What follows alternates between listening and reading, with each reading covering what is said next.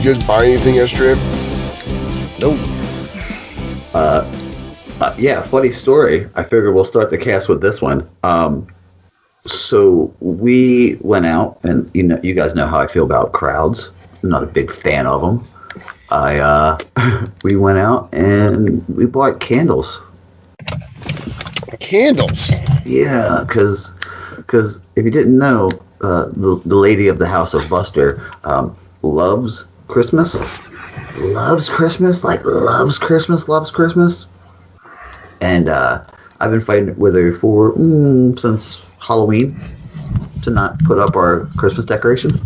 Oh my god. And I lost that battle this week. Well, this week you can't. You got it. At the end of the day, it's like it's close enough now. I give thee permission. Yeah. Yeah, that's what I was trying to do. I was like, nah, how about we wait till the day after Thanksgiving? We can wait till Black Friday, right? And she's like, I'll give you till Black Friday. And I'm like, till Black Friday or till after Black Friday? And she's like, until. And I'm like, Jesus, okay. That's understandable. The day after Thanksgiving is like, that's the way you go. Like, chill. I had no problem with it.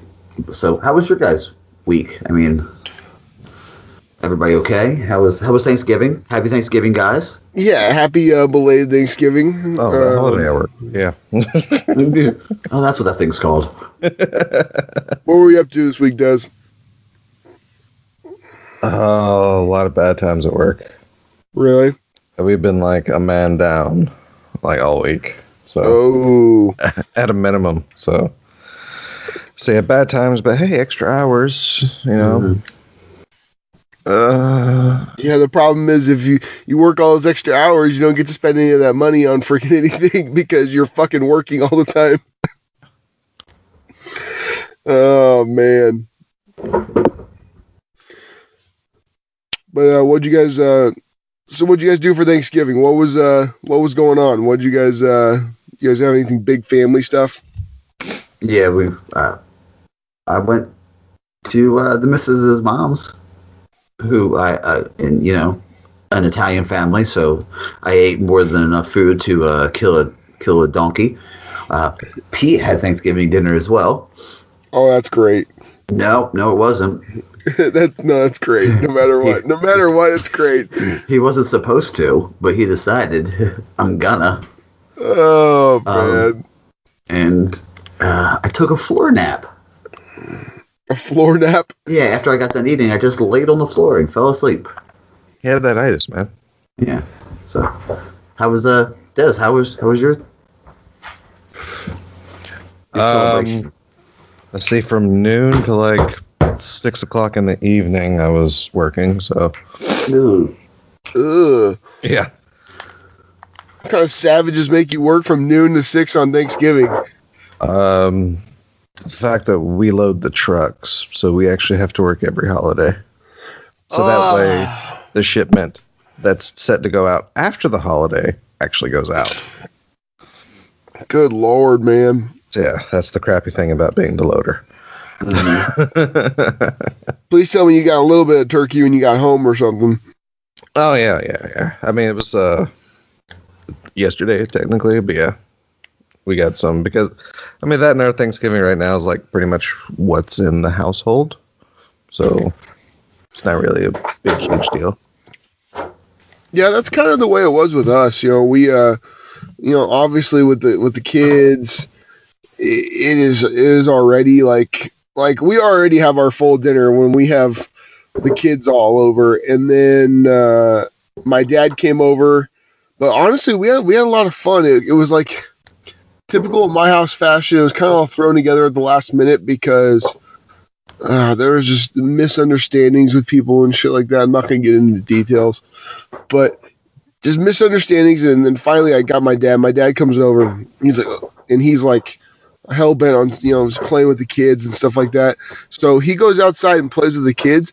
Me and my wife were inside with the baby. And literally, apparently both me and my wife just passed out. Because we had been getting the house ready for the entire thing, and kids are going crazy and no sleep. And apparently we just sat on the couch, closed our eyes, and passed out. And my dad started laughing at us. Like it was pretty funny. But no, other than that, like we ordered our food from this local restaurant that's by us that's got really good food. Because we've learned the hard way that if we try to cook everything, like we're gonna spend probably like $80 on everything and all the time and hours and hours. But for $100, we could have bought our entire dinner with no cleanup. And I was like, you know what? I'm gonna bite the bullet. We're just gonna buy our goddamn dinner. We bought dinner. It was a great dinner. Turkey wasn't dry. It was nice and moist. Cranberry sauce was on point. I'm good. You know what I mean? But it was a football filled day with me passing out because it was just sleep has been at a fucking premium. A premium. Like I haven't played golf in 3 weeks because literally I can't get myself to wake up unless I'm getting paid. I can't get myself to like wake up at like, I don't know, 5:30 in the morning. Yeah. It is. And the funny thing is, there's nothing we can do, man. She's got her sleep cycle. That's the way she is, and I kind of knew it because she was like that when she was inside the wife's belly, man. Like she was active at night, like really active at night, and then during the day she was just kind of like fucking lazy. So now I see why. Mm-hmm. But other than that, we got to. Went out in the backyard, set up some targets, and shot some pellet guns and some wrist rockets and some airsoft guns. Always like letting the boys shoot the airsoft guns. It's fun. Just make sure no one gets pegged. But no, just doing some just stupid stuff because we got pretty much a canyon behind us, so we kind of pretty much just shoot off the backyard into the canyon. Apparently, we found out we have a pack of coyotes that lives behind the house. That was an interesting development over the past week. Nice. Yeah, there's like, cool. It's cool and it's not cool. You have a baby. That's not cool at all. It's cool because I love animals and seeing them run around at night is cool and they like talk to each other and get the whole pack going when they find something. But the bad thing is like fuck, I'm terrified to have my kids outside. Now I'm like, God damn it! Now I have to like literally like. I'm waiting with like a goddamn caveman with a golf club, like waiting to bash in a coyote head if they come after my kids. But it would be pretty tough because I also have my dogs in the yard, so they'd have to fight off 2 dogs to get one of my kids, and I don't think that's going to happen. But the other thing is that they apparently been jumping fences and getting people's like we have a little tiny Yorkie dog. It's my wife's dog. This thing is like 5.5 pounds. That'll get snatched. Oh yeah, so that's what we've gotten behind 2 fences, and then like he's got his own little so he's been there forever. So I'm not worried about it. But I'm not gonna say I'm not worried about it. It's crossed my mind, but he'd be the most ballsy coyote ever. And he's got like no meat on him too either. I don't know what they'd want from him. He's like little he's just shaky in bones. Like that's like he's like shaking fur and bones. That's what Butterball is. His name is Butterball? Yeah. I mean, come on. You named it Butterball. Well, my wife got him through like right after Thanksgiving. So he is now 11 years old. And he is a son of a bitch. Right. He's like his own person. Like he can do whatever the fuck he wants. He doesn't get in trouble. Like he's like missing teeth. Like this thing is just a gnarly dog. No, it's not even gnarly. He's just like he's missing a couple teeth because he's old and he chews on dumb things and like. But he's super smart. Smartest damn dog. He gets into everything. He knows. That's why he got banished to the patio because he was getting into my wife's chapstick. Mm-hmm. And opening up the chapstick and then eating the chapstick and then having chapstick nasty shits. Like it was terrible. Yeah. I mean, you guys already know what Pete does to me, so. Yeah, I don't. Yeah, nothing surprises me with that dog. No, me neither. When you tell me things, I go, yeah, and that makes sense. Totally. Yeah. I'm waiting for you like 1 week. Oh yeah, Pete came. He learned how to ride a bicycle. Yeah, he's riding a bicycle with the neighborhood kids now, and he's I think we're gonna send him. I think we're gonna send him off to college. He drove a car. Yeah, I'm just waiting on that one. Yeah, we've decided to let Pete emancipate himself. He's now his own free dog. He's able to put clothes on and go to college. You see, you guys think that I'm playing Destiny right now. It's really Pete playing. It's really handy. Jesus Christ, this dog, man. Dude, I'm telling you, the fact that he ate a full Thanksgiving dinner and then looked at us like we were weird for going, what are you doing, dude? Like, how much did he eat? A full Thanksgiving dinner. Like a plate. Entire plate, he got his own plate and just destroyed it? Oh, that is great. That is great. Because he's our baby. Of course, and that's what you let your babies do. Yeah. No, exactly. But so obviously, Des, you've been busy with work and shit. But so have any of you guys gotten on Destiny this week? Oh yeah, I have not. I figured that, Des, because I figured we would have played together at least once if you had been. But I've been undertaking other pursuits. Oh, really? Which the week before, I actually, after looking through the trophies, I actually platinumed Tekken 7. Nice. So that's my eighth platinum now. Yeah. Which like I said, I looked at the trophies and once they weren't like that rough. So that was kind of symbolic because Tekken 6 for PS3 was actually my first platinum. So I figured, yeah, why not? But no, last week, me and the wife had a little discussion after, because she didn't know Fallout 76 was out.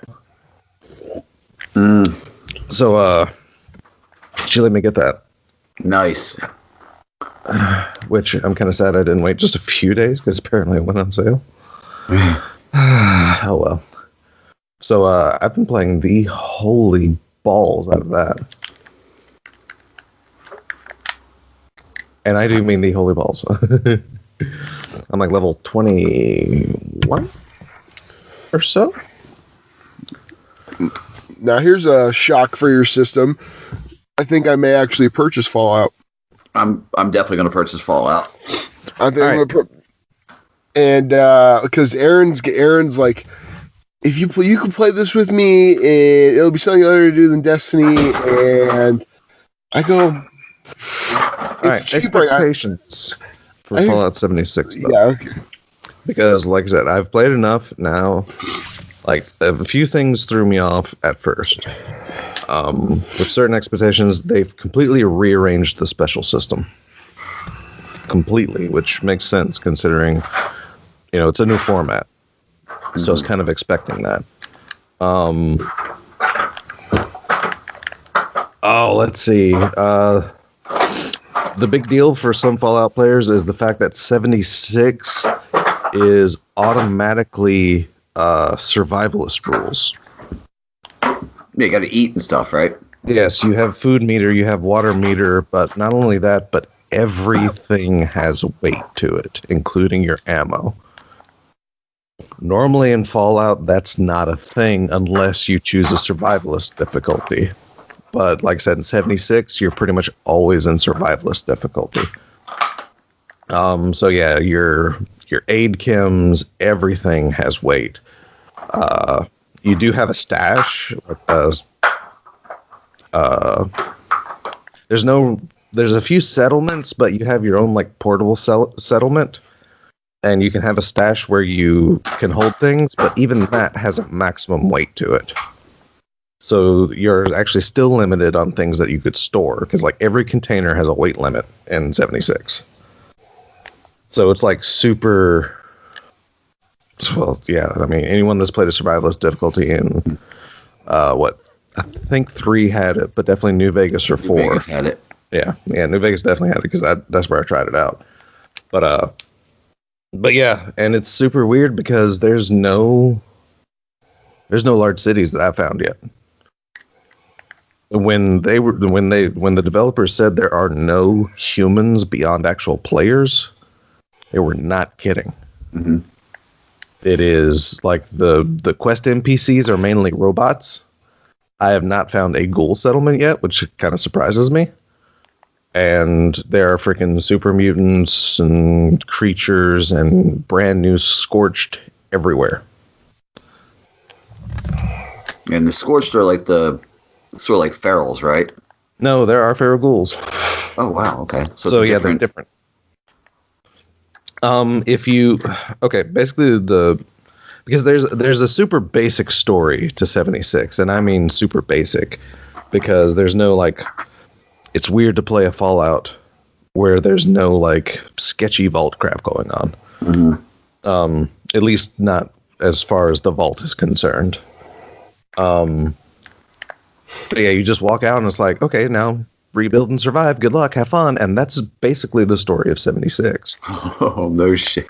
So yeah, I mean, you do find out like there is like a couple quest lines, like you do get involved with the Scorched, which are mutated humans that are triggered by what they call Scorch Beasts.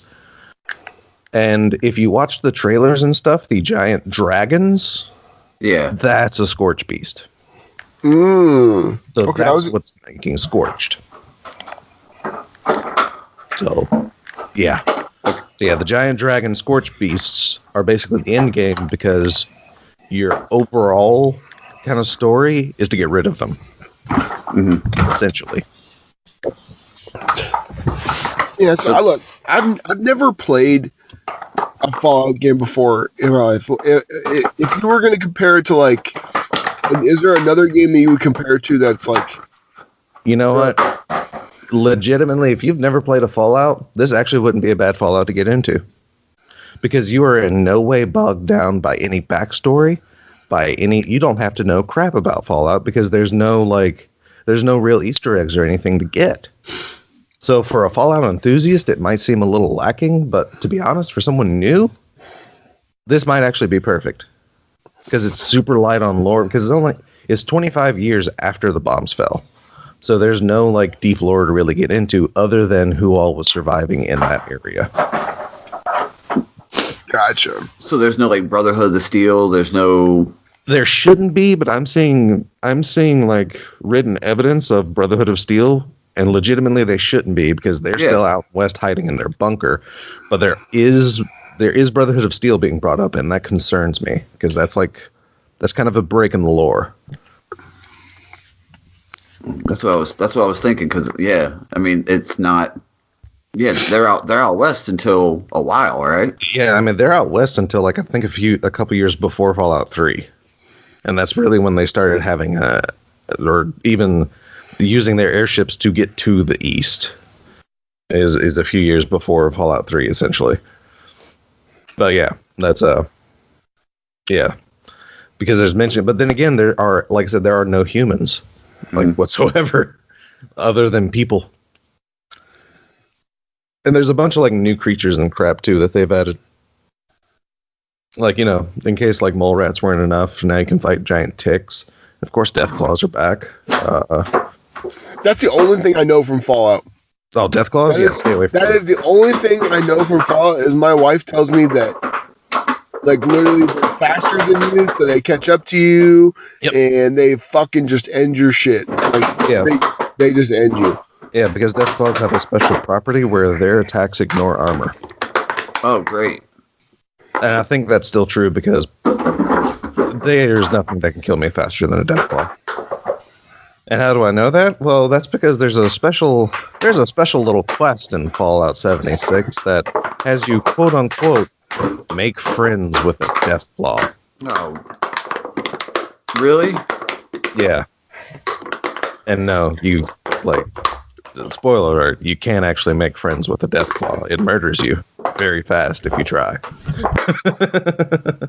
Does the quest giver go, I can't believe you did that? Pretty much.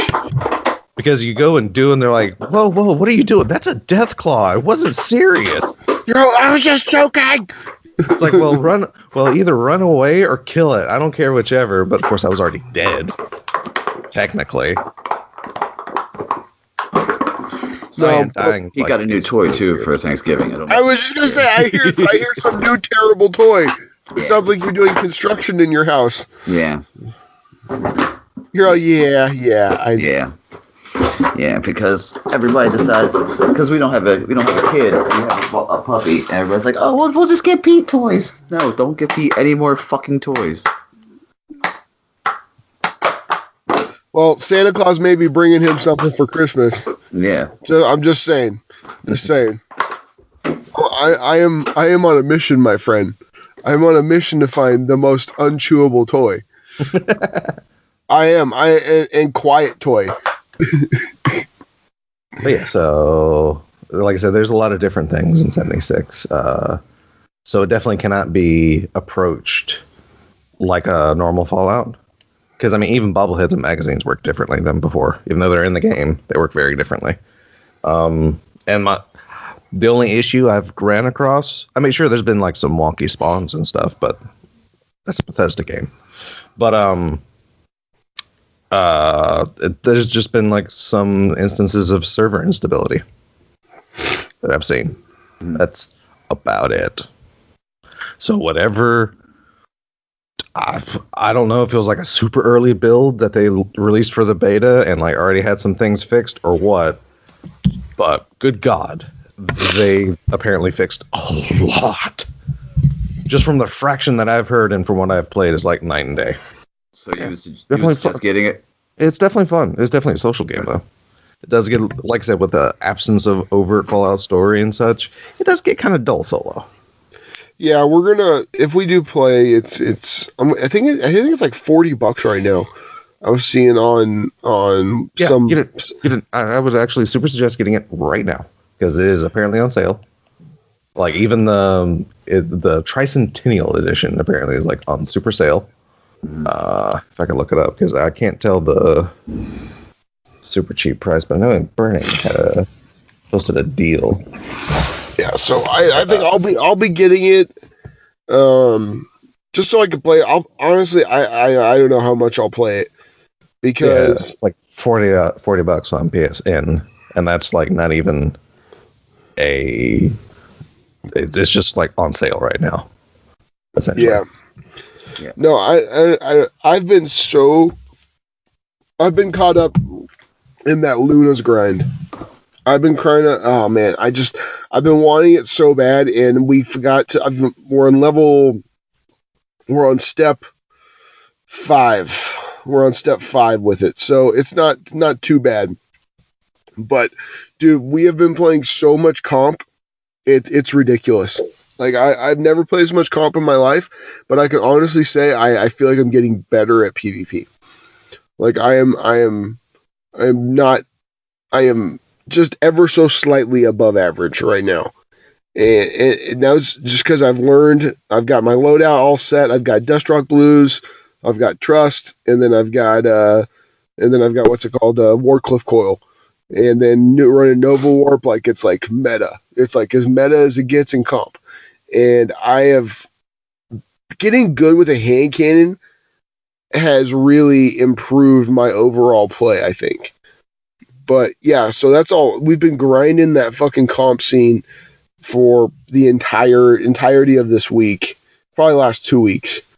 And it's been really interesting, man. Like when we play 2, when we just go and jump in just the 2 of us, we have so much better luck than if we were to find, like, every time we found someone to play with, like one person, like usually just one person to play with, like we got fucking stomped.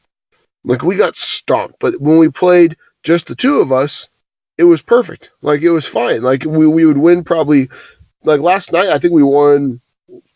We probably played 8 matches and we won like 6. Like it was nice. It was, and we're moving up. Like I moved up to Mythic now, but you know, it's just, I don't know. I've got that PvP bug right now. I'm trying to get my KDA, like just get above like 1.5, and that's my goal for right now. So once I get above 1.5 on that, then I'll set a new goal.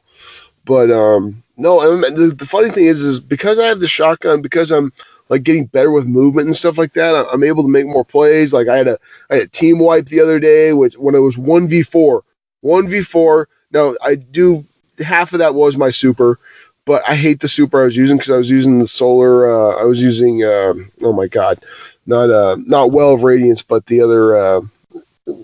What's the other? Yeah, the sword. So I was using that flying around, and I mean, I'm not a huge fan of it because I feel like it doesn't last long enough. But I did work with that, a couple shotgun shots, and then a hand cannon shot, and I was like, holy shit! No, but I think it's just playing against a little bit better competition.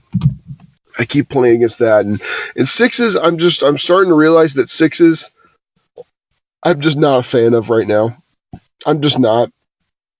You literally, if you have a team of 6 or 5, I think you're fine.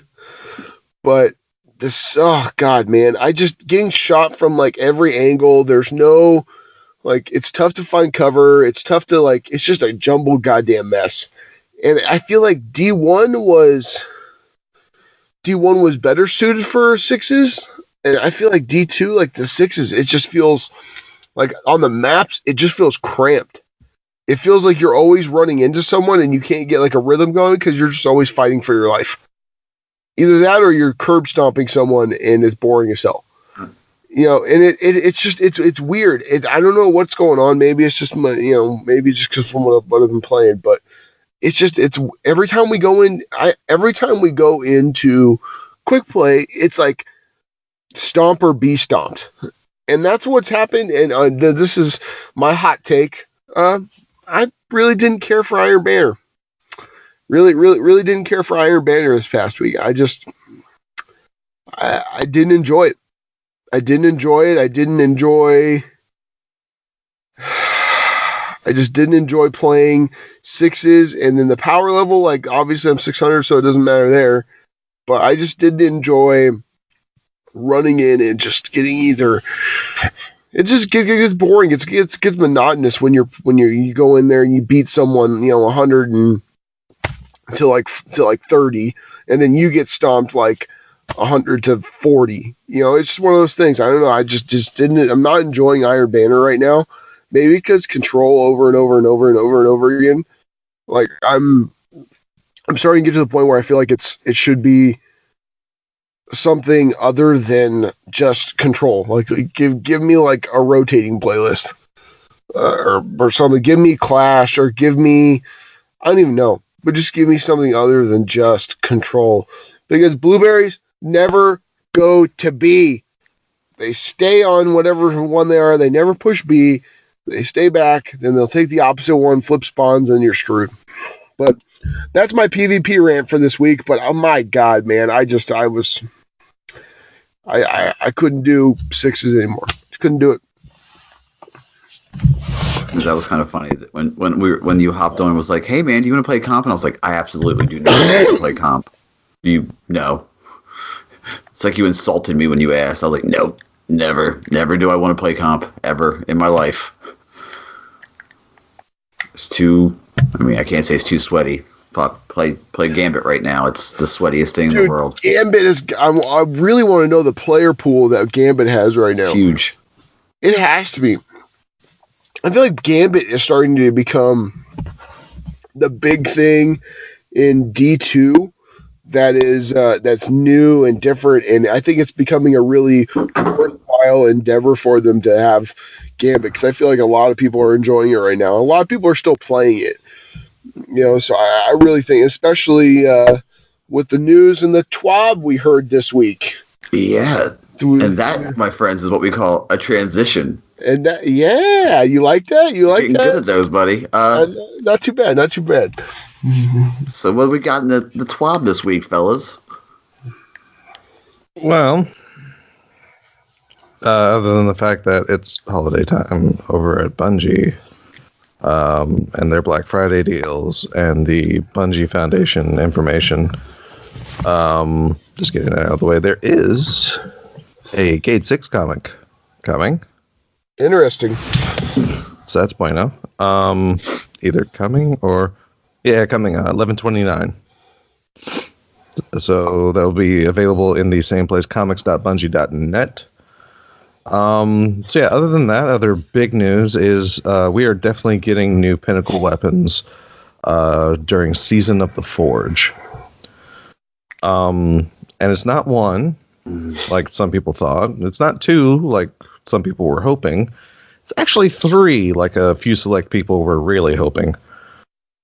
We are getting, strangely enough, a Vanguard pinnacle weapon. An high-impact fusion rifle called the Loaded Question. Mm. What does this thing do? Well, it has reservoir burst. So when the battery is full, your next burst deals additional damage and causes enemies to explode on death. It's definitely a PvE perk, considering, well, it requires you to have a full magazine. So, yeah. But, I mean, how does that sound to you? Like, honestly, when you guys heard that fusion, I was kind of like, meh. Like, I don't know. It's not going to get me. I don't know if it's going to get me to get back into playing Strikes and Grind 4. I mean, if I have nothing left to do, I might do it, but... Actually, I was about to say that it sounds pretty amazing, really, because... Yeah, it does sound great. Does it? I don't know. Explain it to me. Explain what's good about it. Because not long ago, fusion rifles had a PvE buff. I haven't actually used them to see, but chances are this pinnacle weapon is probably the reason why they got a PvE buff.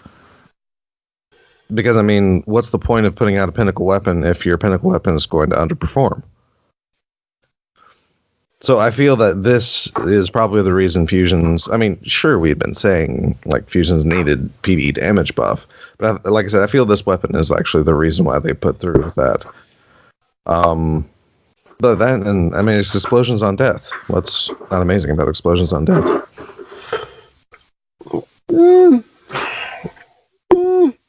I mean, it's going to be. Is it going to be a heavy or is it going to be a? No, it's special. Special.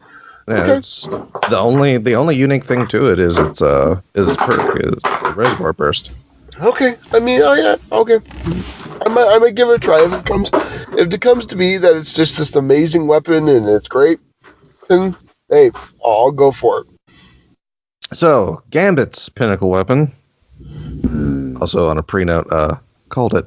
Because this is the auto rifle Breakneck. I was just going to say, I want to give you so much credit here. I was reading the perks. I go, son of a bitch. Breakneck's unique perk. They called it. Onslaught. This weapon's rate of fire increases as you stack Rampage.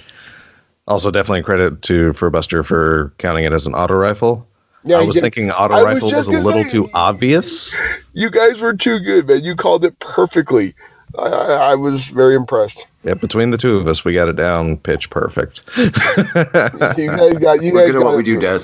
Right? You guys are good. Your predictions were good. Like I said, I saw Onslaught in there, and it's like stacking. I mean, and they're because I didn't go into like the design detail of Loaded Question because it's a fusion rifle. It's for strikes, whatever. Like I said, I may not even grind for it, but whatever. Anyhow, but the whole like plan for this one was to create more, create more pinnacle weapons for a variety of activities, not just the crucible, blah, blah, blah. This was intended to be a workhorse for Gambit encounters, where killing a large number of enemies very fast is the name of the game for a significant portion of it. So something with Rampage was an obvious starting point. And that's what I was thinking myself, because they're like, oh, well, invasions are only half of it. It's like, yeah, the other half is like mowing down a crap ton of ads. Wait, Onslaught. It's like that's already in the API. So, yeah, they've definitely been working on this for a while, considering, like I said, Onslaught is in the API for us, which is probably left over from testing out this weapon. And I love the fact that it actually has one of the Drifter's coins strapped to it. I find that very interesting. I'm just so happy. Yeah. And I mean, and I would be talking right now, but my nose is exploding. I'm sorry. They did say what the quest was going to be, right? For yes. Everything? Quest. Let's see. For Breakneck, you have to get 500 auto rifle kills. Uh-huh. Presumably in Gambit. Uh-huh. Easy peasy. So every weapon kill I have, because I run a full auto, I have an auto rifle loadout. 100. Like Actium War Rig and like freaking 2 auto rifles. There was a heavy auto rifle. Oh wait, yeah, you do. If you use a Thunderlord, you're pretty much using one. But anyway, 100 auto rifle multi kills. Okay. 150 challenging enemies defeated. Easy peasy in Gambit. And then 40 Gambit matches completed. Which is probably going to be the hardest of the grind, to be honest. I mean, not even the hardest, just the grindiest of the grind. I would say the most time consuming of the grind. Yeah. So guys, I'm just going to say, I'm going to let you guys know ahead of time. Here's what you guys are going to say from after the 27th. Hey, what's Buster doing Gambit? If you ask me to do a raid, I'm going to say no, Gambit. Hey, Buster, what are you doing? You want to play PvP? No, Gambit. You want to do the Nightfall? No, Gambit. If you don't like playing Gambit, don't even send invites. That's hey, I like me some Gambit. So then after that, I'm doing strikes. And okay, this is the thing. You just kind of got into what I was going to say. They are making this weapon. These weapons, they're something to chase. They're a nice little carrot to chase at the end of the line for players who don't want to grind that comp scene. You know what I mean? And I really like that. Because guess what? There's like you said, Buster, I don't want to fucking touch comp with a 10-foot pole. And guess what? I don't blame you, because a lot of time you get your shit fucking pushed in and it's no fun. It is no fun to get killed all the time and run against, especially if you're running solo, because I know we all play at funky times during the day. So we're playing solo, and it's no fun, man. Especially if grinding and you run into 4 stacks, you get killed. Occasionally you get the good round, but I mean, I think this is a good thing for people to be able to, like, you know what? I'm going to go into strikes tonight and I'm going to knock out a few and get a little bit closer to this, fused rifle. You know what I mean? At least there's a reason to do it. Because right now I don't have a reason to go talk to Zavala and do strikes. Like the funny, I know there technically is with like, but for me personally, like I don't feel like I need to go play strikes. I mean, that's true, but like I said, the only thing that Zavala had that was closest to a pinnacle weapon now, was the shotgun. And that was specifically high score Nightfalls. So, I mean, so even like you said, there actually is no real reason other than your milestone or your challenges just to grind strikes. Yeah, exactly. So and here's a hot take. D2 strikes seem like they're much longer than D1 strikes. Maybe that's just me, but I feel like strikes are longer. I'm probably off, but for some reason I feel like they're longer, they take longer, and they're just not that rewarding at the end. Strike has never been rewarding at the end. You know what I mean? And that's what I really wish they would make something a little, maybe like I don't know what they could do, but something to where strikes were, they need to figure out, okay, if I were to have someone run a bunch of patrols and get coins and stuff to turn into Zavala and shit like that, if you were to get a bunch of that stuff, how many can I get in the time it takes for me to get a strike? Say it takes me, 20 minutes to finish a strike. How many of this can I get in while doing patrols? And then give me just a little bit more. Like, give me a reason to go play strikes. Give me something like, hey, this is actually the most beneficial way to farm this certain thing. And then guess what? I'd play them. But in actuality, I can pretty much knock everything out I want, not having to go into strikes. Mm-hmm. Like, not having to play fucking Lake of Shadows. Like, that goddamn strike, man. I swear to God, I hate that strike. I don't know too many people that actually enjoy that one. I enjoy that one. Well, you are a different kind of person, my friend. We all know that. That is exactly why I love you, brother. You're like that's not even like a bit for like just to say, well, I actually do enjoy Lake of Shadows. I hate the boss at the end. No, the boss is rough, but I think that's why I like it. Because see, the reason you don't like strikes right now is kind of the reason I like strikes right now. Because they're more than just, run past everything and just get to the boss and end it. There's flows to each strike, and I get it, and I think that they're put together well. The problem is, a lot of times,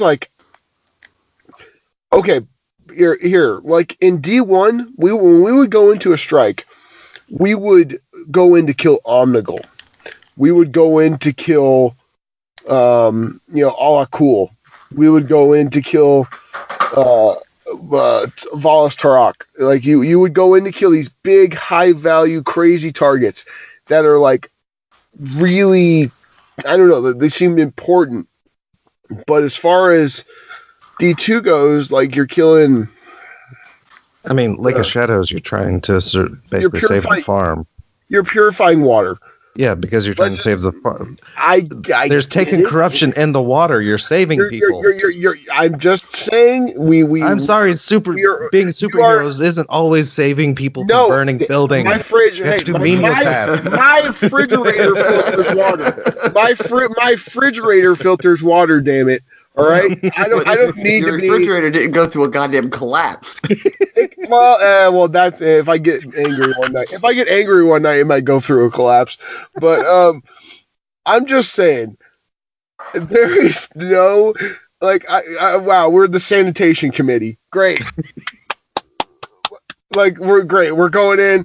I've got Ala Cool, who's trying to take the throne of the fucking Taken. We leave him. He's in this dark ass fucking pit chasing after us. Give me that. Don't give me freaking. Yeah, you got to go purify some water. Well, that's also because we're dealing with a different Taken leader. Those after Oryx's throne followed Oryx's sword logic of power. Yeah, and actually, I do love the fact that in the lore there are now two different logics. Kind of canonized, sort of. Because, I mean, it's not actually written to apply to Savathun, but Marasov does use what she calls bomb logic. Or what people have put together as bomb logic. Because she mentions, a sword is very obvious and such, but a bomb, you don't know what it is until, possibly last minute and all the pieces are in place. So people are speculating that Savathun is using a similar bomb logic rather than Oryx's sword logic. So she's using someone to get into us, and then she's gonna fucking go off and destroy everything. Like I said, that's especially what I like about which hilariously, all of the PlayStation exclusive strikes just have the most lore implications of any strike. It's like Lake of Shadows. Why are the Taken corrupting water? I mean, just to kill us. I mean, why so subvertly though? I would say I don't feel like the Taken are usually that for a specific purpose. They're not sent out in little groups. I don't know, but no. So I mean, look, strikes. If there's a reason for me to go into again, some mindless grinding, some mindless playing, I'm all for it, man. Going in there and I'm for that kind of stuff. But for right now, I'm having a tough time with it. So, like I say, if you say this fusion rifle is going to kick some ass, then hell, I'll go for it. I kind of wish that we had the old, kind of something similar to the old strike chest back. Yeah, the old keys? strike, the strike exclusive stuff from back in the day. What I would like, because I get why it's tied to the Nightfall now. Because again, our strike loot is technically now Vanguard loot.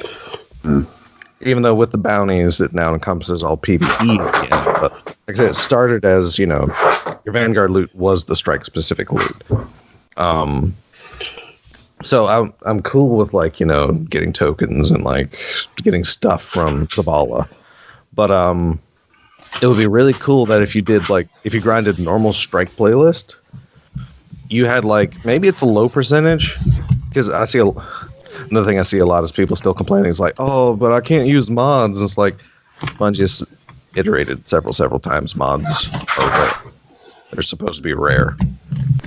They're not something you just play around with and see this, that, or the other. They're something to complement what you're doing. I don't fuck around with mods, man. If I get a mod, I like really have to like feel like, okay, this is gonna benefit me. I don't just throw them on anything. I mean, Like- there's certain pieces like Shards of Galanor, super mod, easy peasy. Orpheus Rig, again, super mod, easy peasy. Because it if there's a piece that I'm using for a reason, I'm throwing like a specific mod on it. See, like I threw like the freehand grip on my Trust, and that has been fucking nice to do no ADS, just holding the trigger like doing last word kind of shooting, because it saved me a few times. But now like give it like a low percentage chance of getting a key, and then that key you can go into a Nightfall and like get a guaranteed like get your guaranteed like Nightfall specific drop.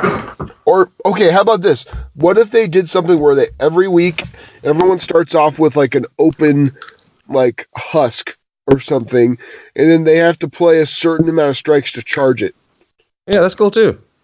You know what I mean? Charge it, and then like I said, yeah, instead of a chance, just like, okay, here's a path, fill this, and hey, you can go into a Nightfall and get something good. Yeah, that would be cool. Yeah, exactly. You go to the end of the Nightfall, and then there's a chest, like a bigger chest that you can open by placing this charged item into it. I think that would give me a reason, and it's guaranteed like this loot. Yeah, you know what I mean? Like I'd be cool with that. I'd be fine with that. Like a champion's token, almost. Sort of. I mean, it's something like. Call it whatever you want, but you have to play a certain number of. They could do it like you have to play a certain number of strikes to charge it, or kill a certain number of enemies that during the Nightfall or the strike to charge it, and then afterwards you can open the chest. Yeah, because I mean, here's the thing: like with the new Nightfall specific loot, they're random roll. I mean, yes, they have curated like static rolls. I think, pretty sure. They all do, but anyhow, they're random rolled. So I mean, the fact that they're so rare doesn't make sense anymore. Because I mean, that was the thing behind grinding the strike specific loot, was because they were random roll, so they kind of dropped like freaking candy for a while. But yeah, if they can bring back, I think the keys and like I said, a chance to get. Like I said, it may not be a chance to. You may not get the masterworked version. You may not get the roll you want. But it's like, here's this thing to let you get that thing for sure. And that's why I say, like, it would be cool if it was tied to strikes. Grind out some strikes, get your PvE feng shui going, and then once that's done, dive into a Nightfall. You don't have to worry about score if you do this grinding beforehand. I would like that. Yeah. No, I'm in agreement with them. But last but certainly not least, the Crucible is getting a new pinnacle weapon. And this is a new pinnacle weapon tied to comp. Sort of. This is the Mountaintop. A lightweight grenade launcher, which will be a kinetic, and is a breech loaded. I remember that term. Let's see. But its unique perk is called Micro Missile.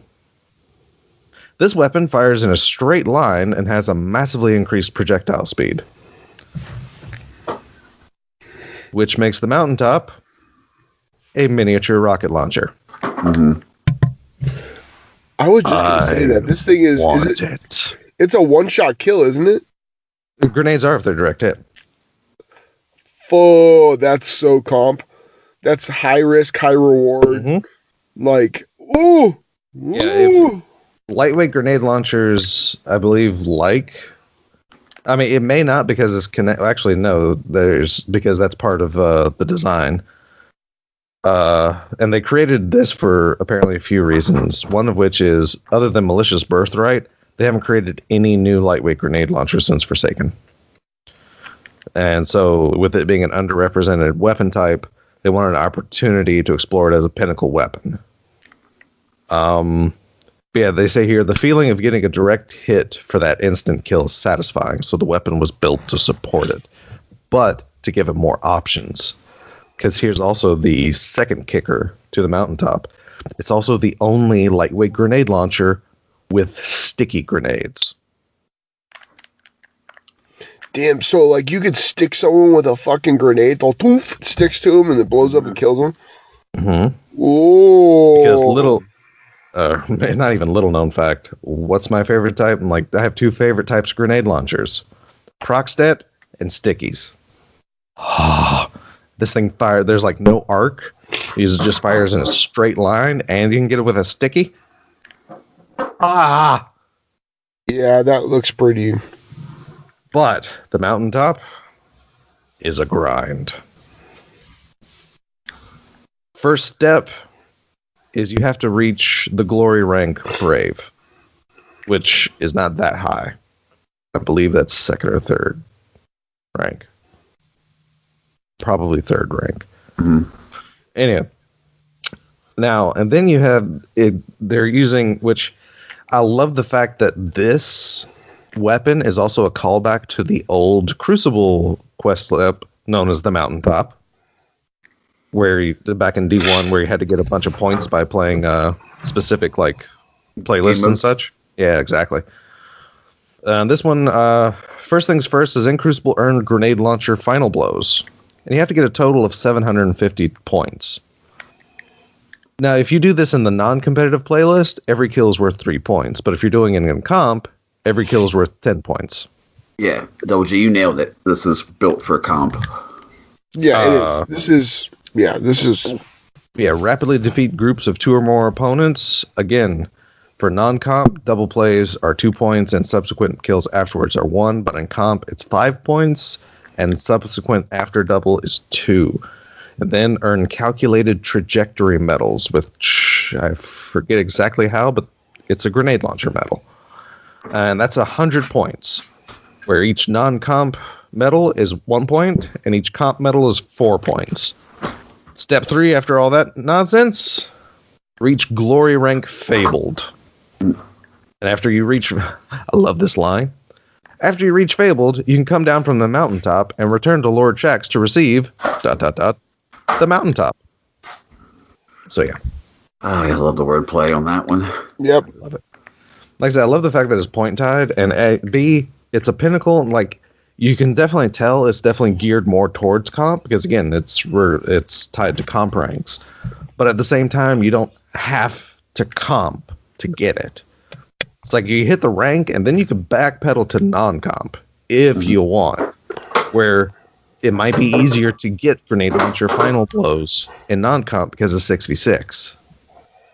You know, it's definitely easier to get double downs in quick play. That's for sure.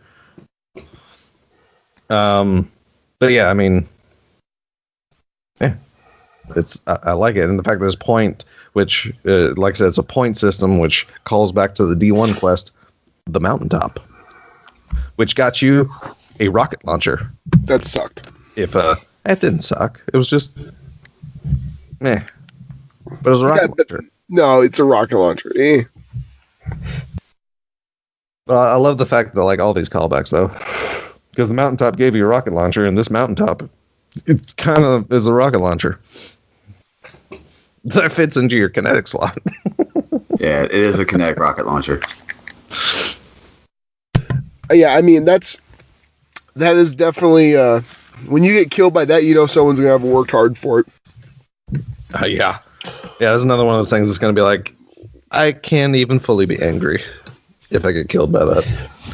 Because like a guy killed me. Oh, a guy was murking me with 1,000 voices. Yeah, I mean that's like because I see a lot of people on Twitter. It's like, oh my god, all you see everywhere in quick play is Luna's Howl. They go get their Lunas, they go to quick play, and they just destroy with it. And it's like, yeah, got him right. Worked for it. I mean, yeah, they fucking earned it, man. Hey, I'm doing that shit right now. What do you think I'm gonna do? I'm gonna be like, Daddy's home. Boom, boom, boom, boom, and just start fucking killing shit, man. And if I get killed by Not Forgotten, it's like that's props. I mean, that's mad props right there. No, it is. It's gonna be that'll be a fun one. I saw that and I was like, man, this looks like. Imagine running against a 4-stack with that. You You know what I mean? You could literally just charge in and be like, boop, bloop, bloop, and just take out fucking, if you're accurate. Though, especially because it shoots sadly, in a straight line. Yeah, I didn't want. Yeah. It's a rocket launcher. Because I mean, it fires a micro missile. Oh man, that's fucking cool.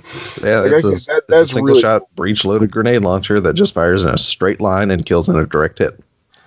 People are gonna be so mad at this thing. Oh yeah. Okay. Here's a hot one. The gun I'm mad at right now that I can't stand, that I'm surprised no one is talking about this, is Wave Splitter. Wave Splitter is fucking broken. It is broken good. Could be like not many people have it. Okay. It straight up fucking annihilates you. Like there was a guy using it and just wiping our whole fucking team with it. Like it takes you down faster than most pretty much everything. And then like it flinches you because you're like, you get that hit on you and it's like I don't know. Like it's just a fucking bear, man. Ugh. That Wave Splitter, Erin just got it and she's like rubbing it in my fucking face and I'm not exactly thrilled about it. But no, I really, I want to get that gun because I want to troll people the way I've been getting just absolutely obliterated by it. Ugh. No, that gun has been basically the same thought process as to countering shotguns. Oh yeah, Wave Splitter. It is a great counter of shotguns. I can't tell you how you counter the Wave Splitter is the same way you do a shotgun. Sort of. I mean, you really don't want to see it more. Run less special. Give him less ammo.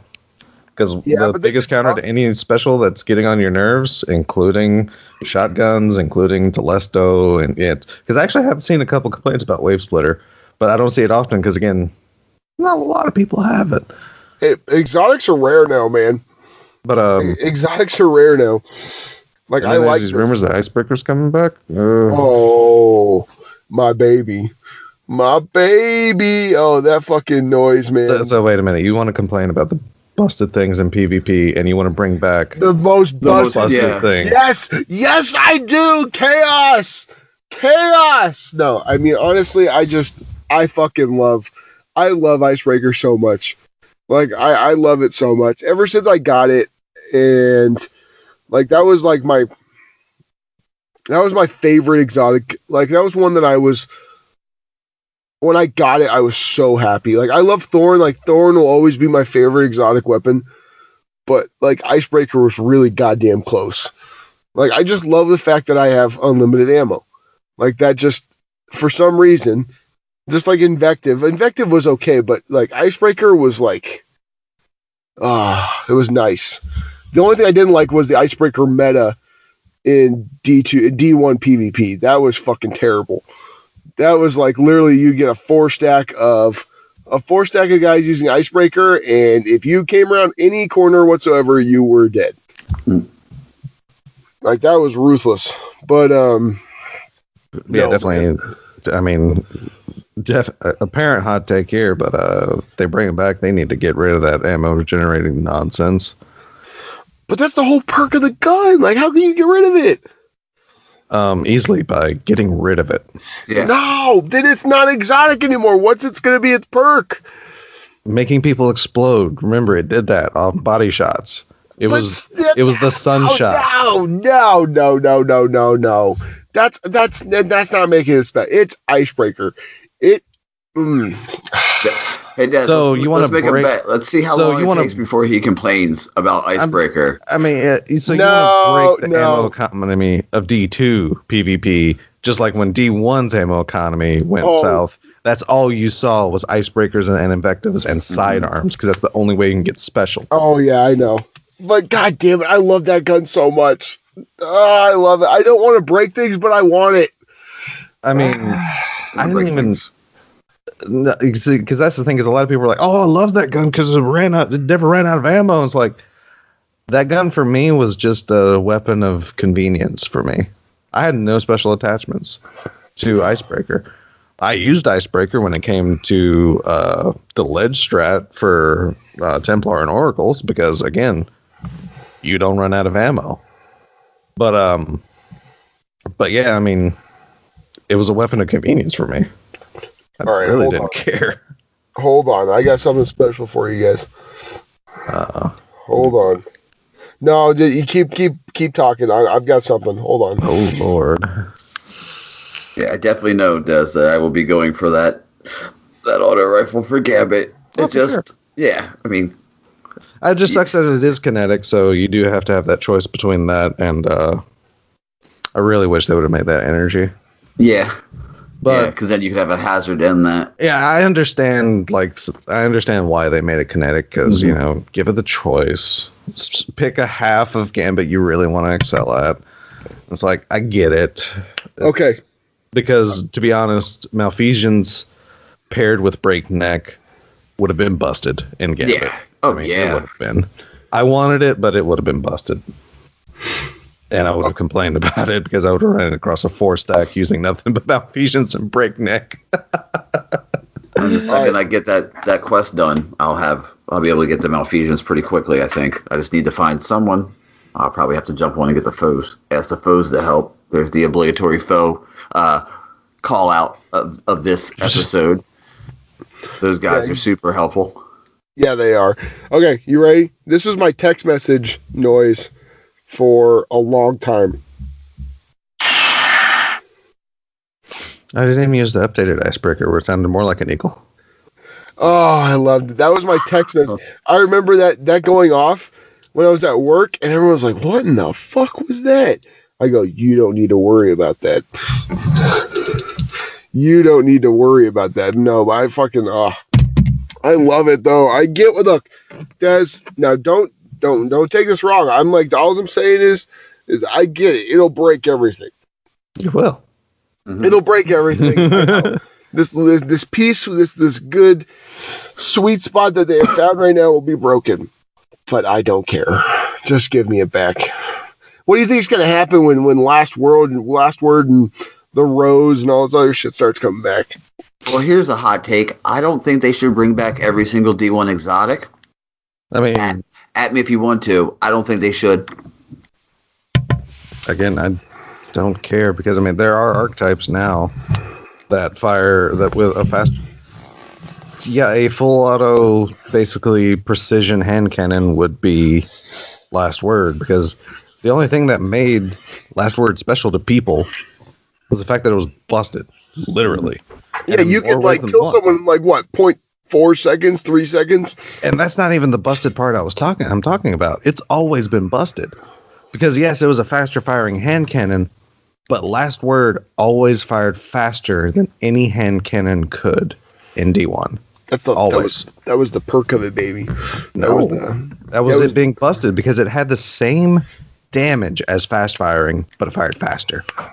The perk, it was designed around full auto and hip fire precision, which they can bring that back. It's just they don't need to bring back what was actually busted about it. And if they do bring it back, it'll probably have a perk that's like a callback to Cade because, you know, this whole community has a hard-on for Cade 6. Ooh, there's Buster's hot take. I mean, he says that now because Cade's super popular now. He's dead, but he also did like Cade. Oh yeah, who doesn't? He's fucking hilarious. If you like Zavala, there's something wrong with you. Oh yeah, I think dry white toast. That guy is dry white toast with Marmite on it. I mean, I could hurt y'all's feelings and make you feel really sad, but you know, that's whatever. No, that's fine. Make us feel sad. Make us feel sad, damn. Okay. What kind of leader do you want? You want someone like Ikora that'll go to war at the drop of a hat? Or do you want someone like Zavala that's actually going to protect his people?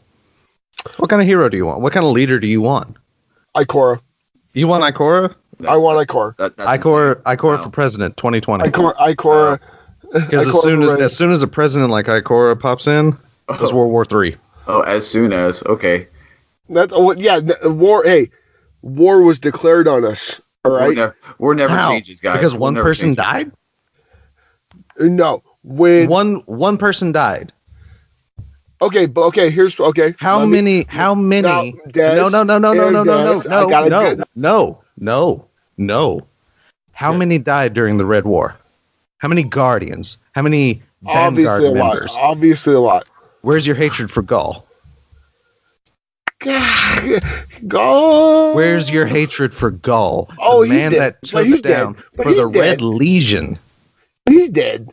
I killed him. I was angry when I killed him. Where's the hatred? You were not. You didn't even like the D2 campaign. I didn't. You're right. I didn't like it. Yeah, you're absolutely right there. But I didn't. Okay, look. I liked him. Did you even read your Solstice of Hero armor, which was sad as balls? I hated Gaul in the previews when I was at E3 listening to him, watching him kick my Guardian off the fucking ledge. That made me mad, Gaul. But then when I realized that he was so shitty at using his super at the end, I kind of was like, you know what? I was bad. I felt bad for him. He's not a light bearer. He didn't know how to use it. He just all of a sudden got ascended to being a goddamn god. He's a toddler. He's a toddler that was given an AK-47. Is that what you're saying? Yes. I mean, how good were you when you first used your super? Oh, just great. But okay. I would not choose.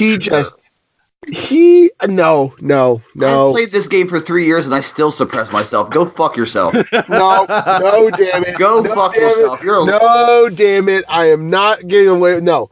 Gaul, no one have hatred for him. Cade, okay, look. It's like if someone were to come in and assassinate, like, the vice president or something. Like, you know what I mean? Like, I know, like, I'm not going. He wasn't even the vice president. Like, okay, he might have been like the House representative. The secretary of fun. All right, that's what he was. And someone. He was like Monica Lewinsky. That's. Who That's who he was. Let's come on. We can be honest. And as you nailed it on the head, as much as a no fun type of dude Zavala is, if I wanted a leader, if I was going to go into a battle with someone, I'd want someone as calculated and as like. Because that's the thing. He's actually protecting his people. Yeah. And again, if you actually, because listening to St. 14 Project, they actually recently, because I marathoned all of their episodes and I finally finished them all. But they did a character, I believe, right? They did? Pretty sure they did. But anyway, they did I'm pretty sure it was them, but I did hear a character like breakdown of Zavala. And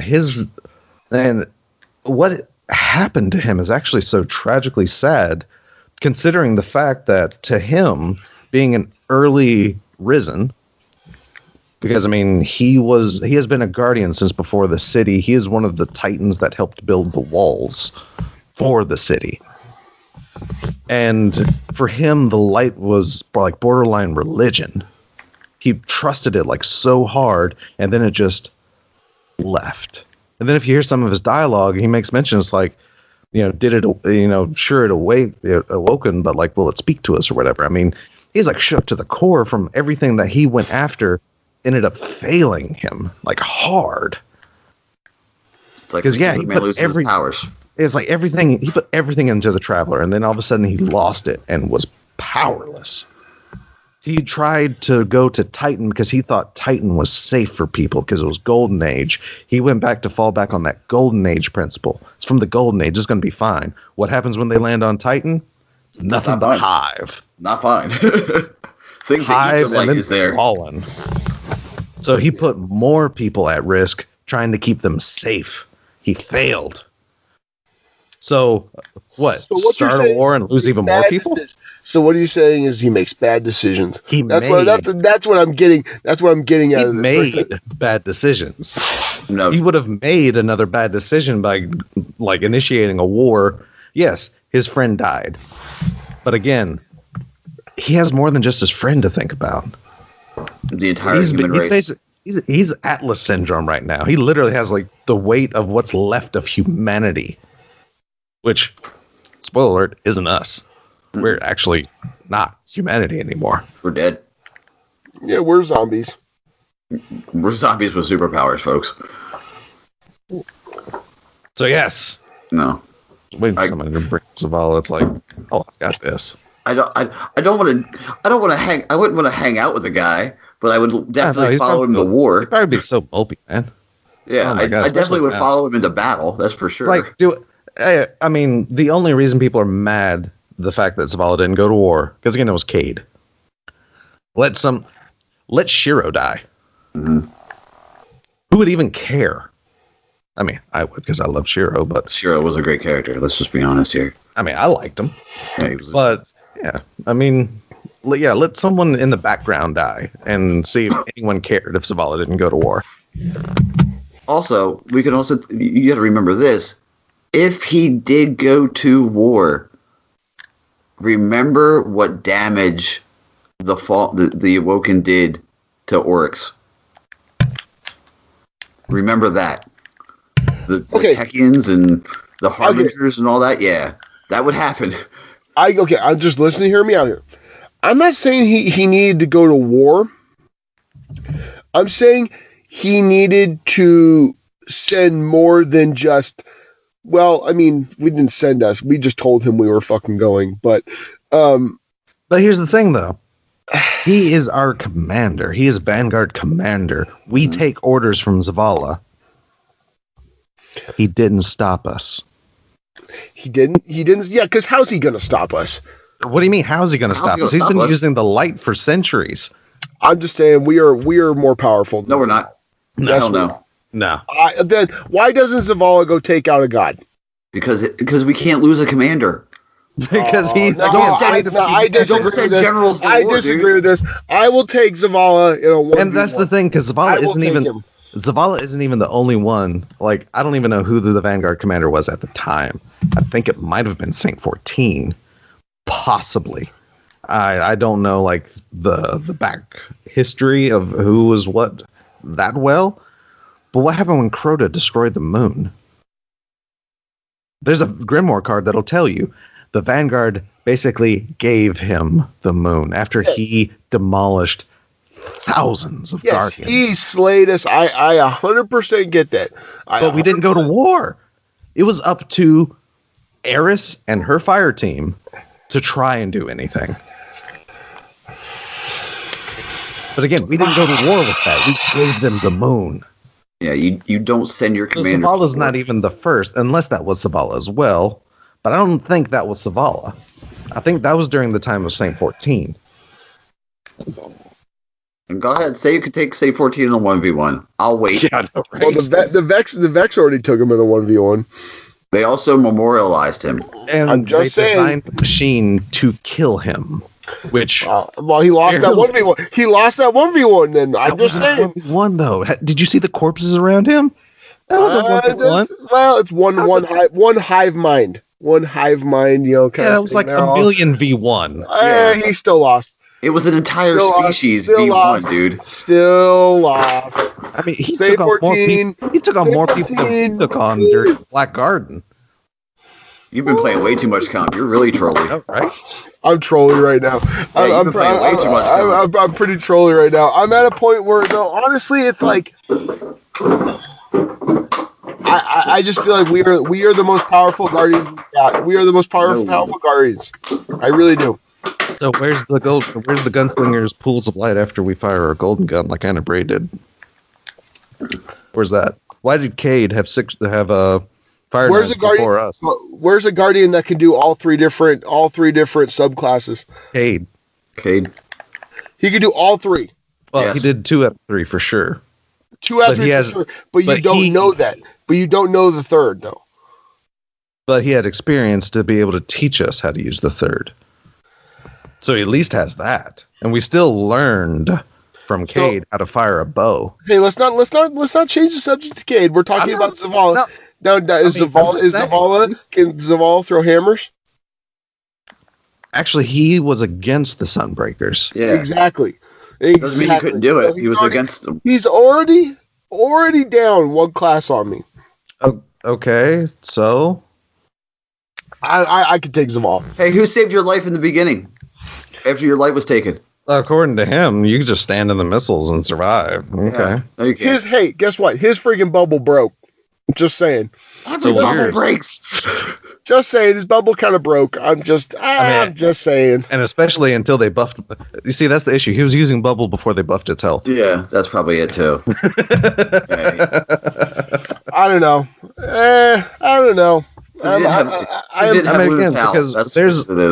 There's legend because yes, Ikora was impressed with us whenever our warlocks learned storm trance, quote unquote, so young. But that's the thing. We were doing it early. But that doesn't mean these people aren't as adept with the light. Listen here. I'm going to say this. No. With Zavala, when Zavala straight up goes to Titan and goes full Vegeta versus Brawly and just like, we lost. There's nothing we can do. Like, he was so shaken and so crybaby. Like, I lost respect for Zavala. That's what I lost my respect for. Your power fantasy is actually getting in your way of determining good storytelling. That's sad. I'm at the point where Zavala, okay. So after you fell off of a freaking mountain, it took us like an hour to get our powers back and do anything. We moped in the wilderness for weeks until we got our light back. How about that? Mm-hmm. And you know what, Double G? I want to see this cockiness. I want to see this trolliness when I get all those lore masters in this chat with us. How about that? Oh, and no, I will shut up. I respect lore masters, man. They can go ahead and they can say whatever they want. And I will listen to them 100%. But they have someone like spouting lore to you right now. I understand you're spouting lore to me right now, but when I have a lot of people spouting lore to me, then I will politely back down. If it's two of us, not that many people. Again, like. 7 is a different story. Yeah, it's like, oh yeah, Zavala like moped off to Titan. It's like, yeah, we couldn't even like bring ourselves to get off planet. We moped in the wilderness. Well, because we got our light back. We got our light back. Didn't he get stuck by the Vex? I mean, didn't you by a Vex subroutine, not the entire Vex culture? I mean, if you really want to throw shots, I'll throw shots back at you, buddy. I just want to let you know that. I'm just saying. Look. Cade, the funny thing is, Cade's not even my favorite character. I love Ikora. So Ikora is still my favorite of all the Vanguards. And at the end of the day, I don't hear about, like I said, I still think, number one, I take Zavala 1v1. So what about how mopey Ikora was whenever she ran to IO?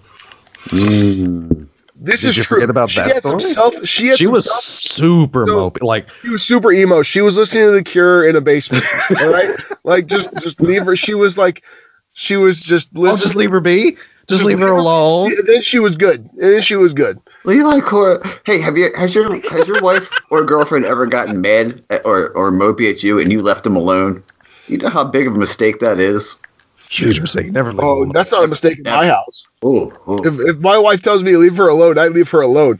Oh, if it's a tell, that's a different story. If it's just like, oh, she's in a bad mood, I'll leave her alone. Never do that. Oh, that's how my marriage has survived. If I go in and she's in a bad mood, if she's not happy and she's in a bad mood, and I half the time my ass just makes it worse. So yours truly does. He takes the kids and we go get ice cream, and then we go get ice cream and flowers, and we bring that back. Let's go get In-N-Out. She's kind of whatever on In-N-Out. We go get some creamistry with some flowers, and we're good. And we have the kids bring it into her, then mommy's good. Trust me. So what you're saying is, instead of like going head first and declaring war, you turn tail and run. No, I self-evaluate. All right, we self-evaluate, then we listen to The Cure, then we go back, then we go back and we wipe some Cabal ass. We go kick some ass. All right, because I think that's a lot of people's issues with Zavala is the fact that his character. No, legitimately, like his character turn, as of what happened to him after he lost the light, doesn't fit our ideas of Destiny power fantasy anymore. Ikora definitely does. Ever since D2, Ikora like amps like the freaking. It was even in the Solstice of Heroes armor, where there was a Voidwalker witnessing Ikora on her rampage during the Red War, and they mention it's like, I thought I was a warlock until I saw Ikora. Like, yeah, when she straight up Nova bombs the side of that thing and then jumps onto it, Like, okay, here's my thing, and this is my true feelings on this. My true feelings are Zavala hurt me. I had a lot of Zavala was a pillar for me. Zavala was this pillar of strength. And Guys, pillar. real quick, I'm sorry to interrupt this. I just got the shards of Galanor. Okay. Oh.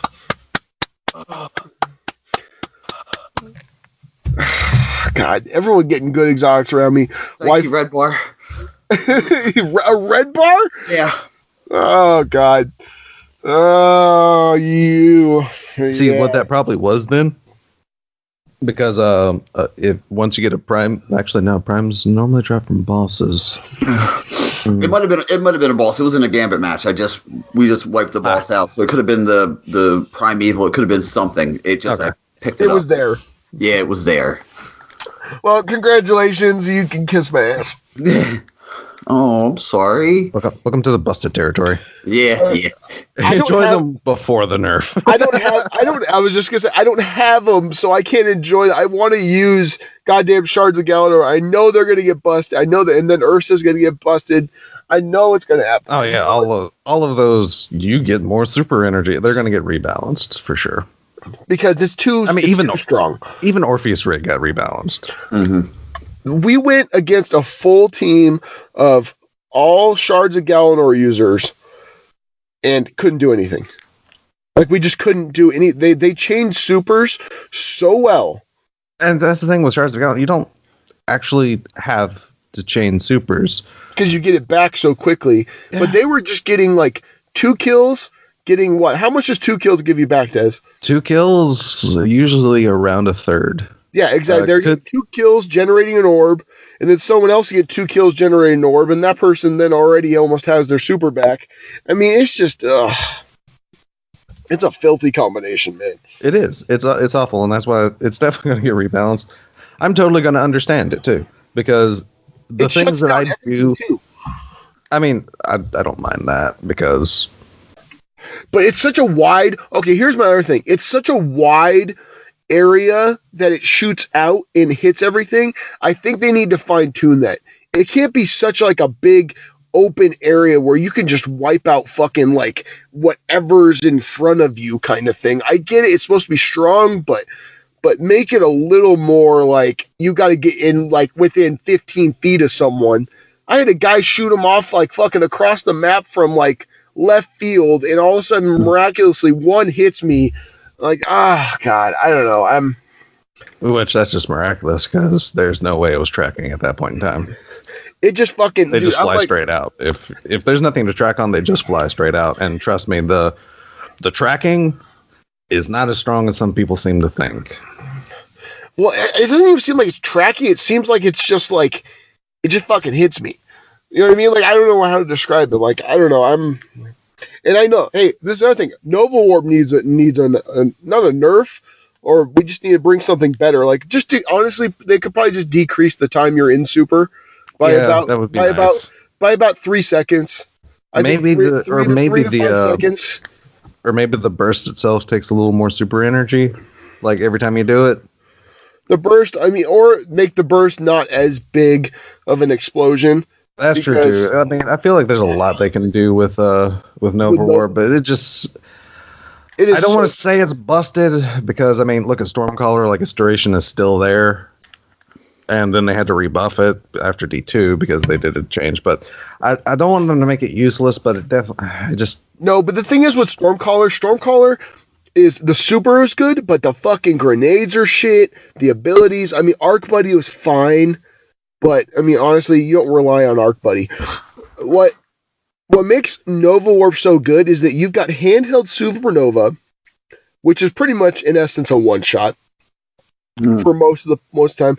Then you also have a good melee ability. The knockback is a really good melee ability.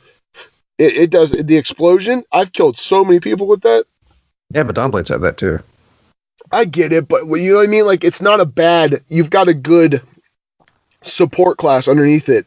The moves underneath it are good. Whereas with Stormcaller, it's just about the super. Like, the melee... Okay, the one thing I'll say with the melee on Stormcaller. Actually, no, Stormcaller doesn't even have the melee doesn't shoot out on Stormcaller. So there you go. Yeah, exactly. Stormcaller Actually, it is does just for Kamehameha. that's what I'm saying. For Kamehameha it does, but that's a different thing. Kamehameha I think is a perfect super. I think it's nice. It's a good super. It's a utilitarian. You can use it both PvE and PvP. I think it is a very good, solid. It's not broken because you got to be able to aim with that fucking thing. You do, and aiming can be really wonky. I mean, sure, Hard. like you touch, and that's the thing. It's like it's not even like as soon as it touches you, you're dead. It just does like a crap ton of like refreshing damage. Yep. Because I've survived being touched with the beam once. Oh yeah, happens to me all the time. Again, I used it early on in Gambit, trying to take people out from distance, and I would get like 2/3 of their health down, and then they'd get away. Yeah, you know what I mean. It's like kind of shooting the Ghostbusters laser. You know what I mean? Yeah. Like you got to move that arc. Don't cross beams. That's the thing because you're always like. Oh, we did that. We did that in. Oh, dude, yeah, that's so gross. We did that in Gambit, and we're like sitting there, like, okay, cross the beam. Actually, I've ran with a team that I didn't even realize in Gambit until we got to the Primeval. But it was actually 3 Chaos Reach Stormcallers. If you had so all of a sudden I see one go off, I saw another one go off, and I had mine. It's like, well, you know what? Screw it. And here we go. Dude, it is like you just watch it. You just watch it absolutely just destroy. And it was one of those rare teams that actually knew what they were doing too, because they were attacking the envoy. They were chilling. Okay, here's the thing, because a lot of people are like, oh, you don't even know how to get stacks of Primeval buff. Listen, I play with a lot of people that still don't know actually how to get stacks of Primeval buff. You have to leave the Primeval alone. Yep. Oh, God. If you keep attacking them, you don't get buff stacks. Nope. So you actually, that's why like I have this like mental priority. It's like take down, like you summon Primeval. Fine. That's cool. They're going to invade. That's no big deal because you're not even touching Primeval. The first thing you should be getting rid of are the envoys. Once you get rid of envoys, let them invade again. That way, after you take them down, like possibly super quick, and you have at least 4 stacks, melt. Then you melt. Well, you don't even need that. If you have Chaos Reach and if you have 2 Chaos Reaches in a melting point or a tether, after you take out the envoys, you can wipe them. You can take them all the way. Do you try down. and wipe them, or do you make sure you get the win? Now, I'm just saying. I mean, that's the difference in mentality, because that's why you wait for that one invasion. You're not touching Primeval. You're not worrying about Primeval. What you're doing is you're keeping your eye out for that invader, because as soon as the invader's down, they have a lockout. 30 seconds. I was going to say 30-second lockout. So in that 30 seconds, if you have at least, like I said, within that 30 seconds, if you have at least 4 stacks, you're guaranteed to win. I can see that, and I agree with your logic is very sound. I'm just saying that when we were running a successful team, we were running 2 Chaos Reaches. It was what's it called, the fucking Titan, Solar Titan, goddamn hammers. We had a hammers, and then we had a blade barrage. And what we would do is we would just wait. We would kill the envoy. Once we killed the envoy, then all of us would have our super. We'd all hit it with super after we got melting point on it, and that thing was down in literally 3 seconds. Like, it wasn't even close. That's the only time and I'm sure that your logic, your way works way more efficiently than mine, but when we were playing, that's what was working for us. It's very few, like if it actually works out, there's very few times like that strategy does not work. And that's usually against people that, you know, it's why it's why I understand like a lot of people's gripe about the catch-up mechanic on the other side.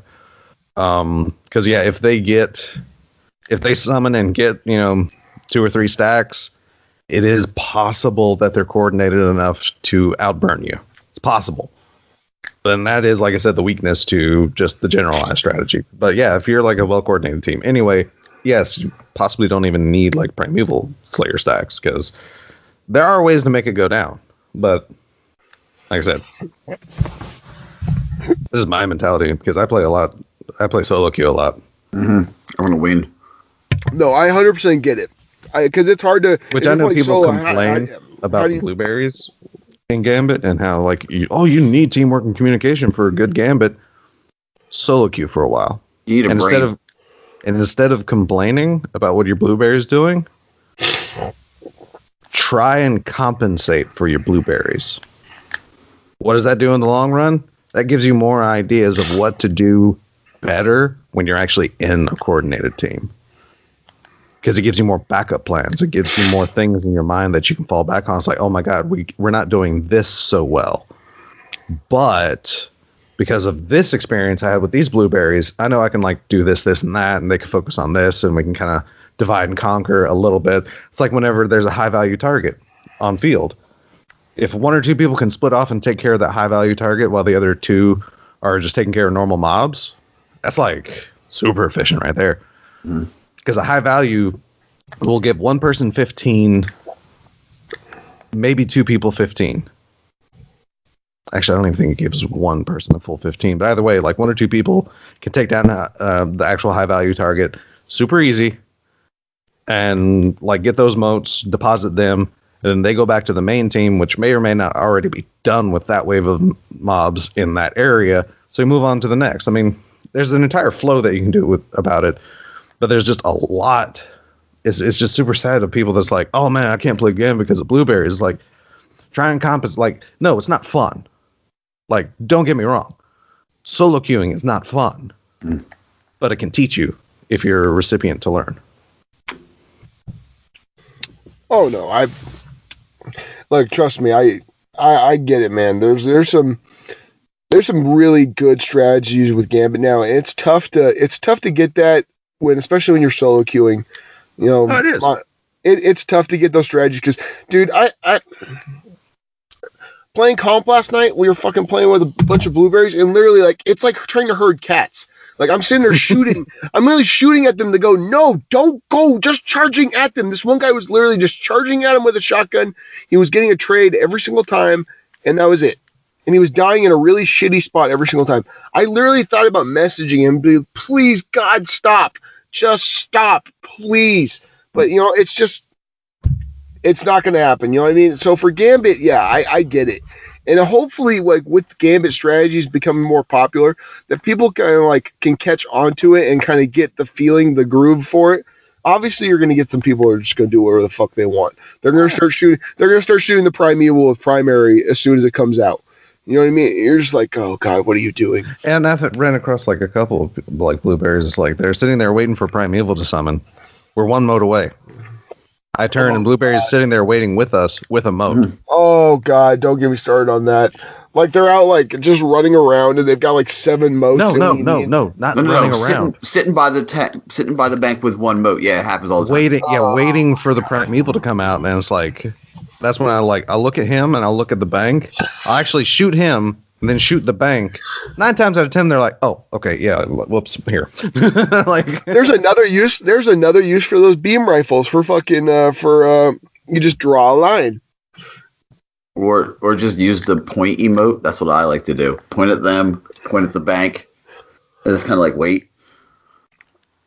Yeah, because I'm definitely because sometimes, especially when I'm solo queuing and just like playing Gambit, like I guess casually, because I don't have my headset on, I'm just just grinding like something out maybe.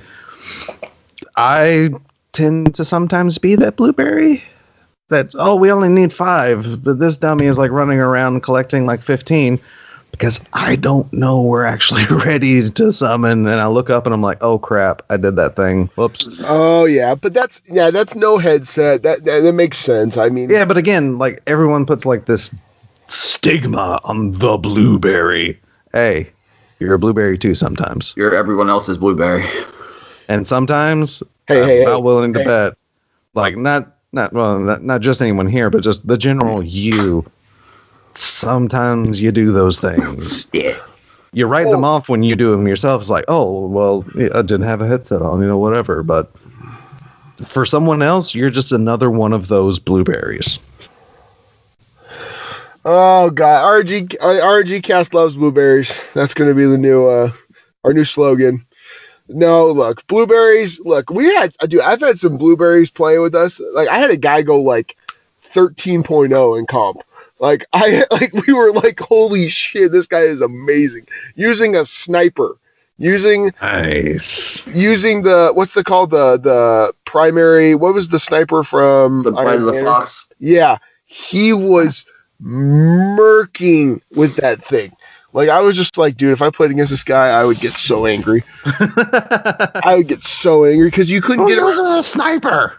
Yeah, he was using a sniper and a sidearm. No, that's not even possible, dude, because snipers are like, you totally can't snipe in D2 successfully. Like, there's no way to do it. The flinch is way too hard. You can't successfully snipe in D2. I've heard all the top tier players say sniping is just dumb in D2. Dude, but it can hold down an entire area. Buster, you know this freaking really well. A good sniper can hold off thousands of fucking people from going somewhere. Yeah. Because you don't know. Like, a good sniper can fucking just end your day. I know. That's also kind of the point I was making. Exactly. He was being trolly. I 100%. Oh, I 100% agree with you. That's what I'm saying. Because if you look anywhere on like Reddit and like Twitter, it's like these types like, oh, shotgunning is just the way to go. Fusion rifles feel meh. Sniper, you don't snipe in this game. It's just like impossible. And then you meet these random blueberries that are absolutely demolishing people with a sniper. Like, I'll come across those blueberries or people on the other team, and it's like, you just see that like split second of red glint, and then you're dead, and it's like, oh. Well, because you're not expecting it. You're not expecting it at all. I mean, honestly, I probably 1 out of 20 matches I'll run against a good sniper. But that one match, that's true. I'm fucked. I'm fucked because it's a tough game. It is like, you got to charge in hard on them, and then they usually have a shotgun or a sidearm or a Telesto. I saw that combo. I was actually super screwed in one game because, again, it was like one of those. I got like headshotted a couple times. Like, okay, this dude's a decent sniper. I got to not use the sniper lanes, use the roundabouts, get behind him, and I'm good to go, right? So I ended up using my roundabouts. I got close to him. He turns and sees me. I'm like 10 foot away, which, okay, this is the distance that like denotes a good sniper. I see that split second red glint, and I'm dead. And it's like, that's always the worst, man. Oh. You get the guys who are like no scopes, or guys who are just like the people that are proficient in aggressive sniping. Those are the people that scare me. Yeah, because you get guys who just sit on aiming down sights, aiming down scope, looking for fucking. And they'll get headshots, but if you push on them, they'll die. You know what I mean? Like they won't be able to. So yes, 100%. A good sniper, they're tough to find, but when you do play against one, you're fucked. Especially, I'm definitely not like my shooting skills on sniper. Like, my reflexes are apparently dulled a bit, but I used to be decent, but I was never aggressive. That's why I always say I was a decent sniper, because I was never super, like, I didn't do I'm just going to sit here and like camp this lane thing. I like moved around and I found like the sniping spots, but I was one of those. You get in close to me, I have to switch off. I have to. But yeah, that's why the people that don't have to switch off, that can use their sniper rifles in shotgun ranges, ugh. Oh yeah. Nasty. Gross. Yeah, they're gross. What's it called? So we've gotten through like one topic of the TWAB, I think. I mean, that was pretty much it. I mean, like I said, I covered. No, like I said, there's a Bungie charity stuff, Black Friday deals, Cade comic, the weapons. Yeah, the weapons, and that's like it. That's it. Wow, that was a tiny little freaking TWAB. Well, they said it was going to be light. It's tiny, but it had a lot. Hey, with the weapons, that's a big. That's a big deal. That's a really big deal. I like I said, all this, I love it. I love the fact that they're giving top tier weapons to all three of the major things to do in this game. I 100% love it. I 100% love that they're listening, because I've heard from a few different people asking for that top tier PvE weapon, because the only like PvE weapons like you were getting is like Nightfall specific stuff, and you weren't getting like that super high end like this is my gun, this is my PvE gun kind of thing. So I think hopefully this fusion is pretty decent.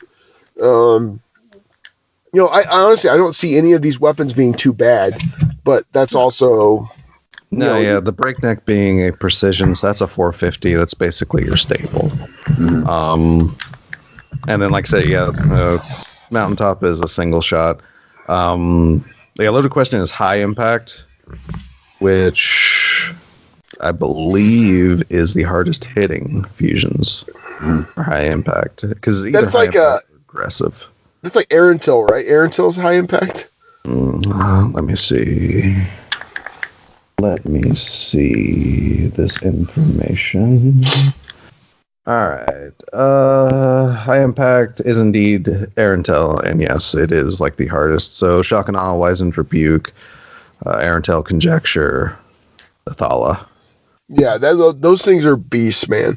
But speaking of fusions, man, I'm getting tired of fucking Telesto. I'm getting tired of that son of a bitch, man, because it is a trade machine.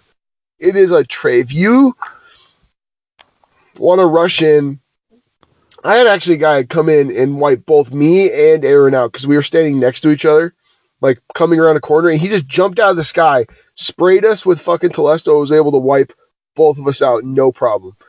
Like, that thing is hidden, but then a guy hit me from, okay, so I'm trying to think of the map, the demo map, the beta map, where the center, you got the center hallway, and then you've got, I forgot, it's on Nessus.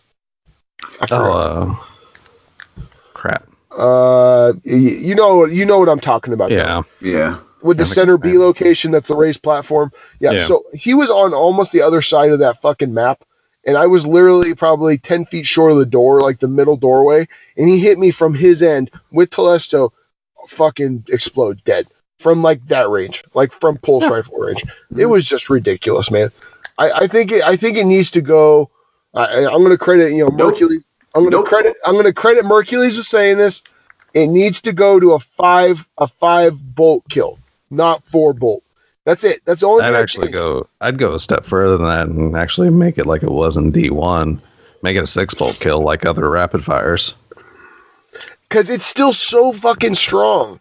It's so strong. It's so utilitarian. But right now, there is nothing. Either that or leave it alone and move it to power.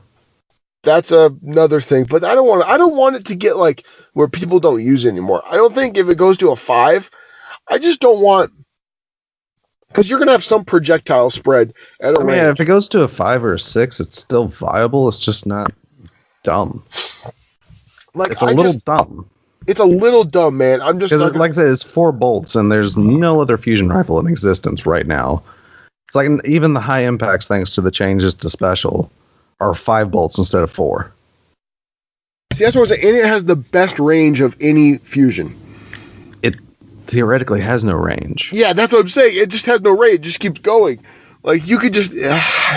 Coming from the guy who said earlier today that they wanted the most broke weapon probably in existence. This is a different story, damn it. No, it's not. It's a different story. Nope. Actually, no, it's not. No, it's not. A different story. You can't have it your way and not anybody else's. Yes, this is we're going to talk about how you counter a shotgun. Put a Telesto on. They won't rush you again. Yeah, you trade. Yeah, you'll get nothing but trades. Or shit, you'll trade.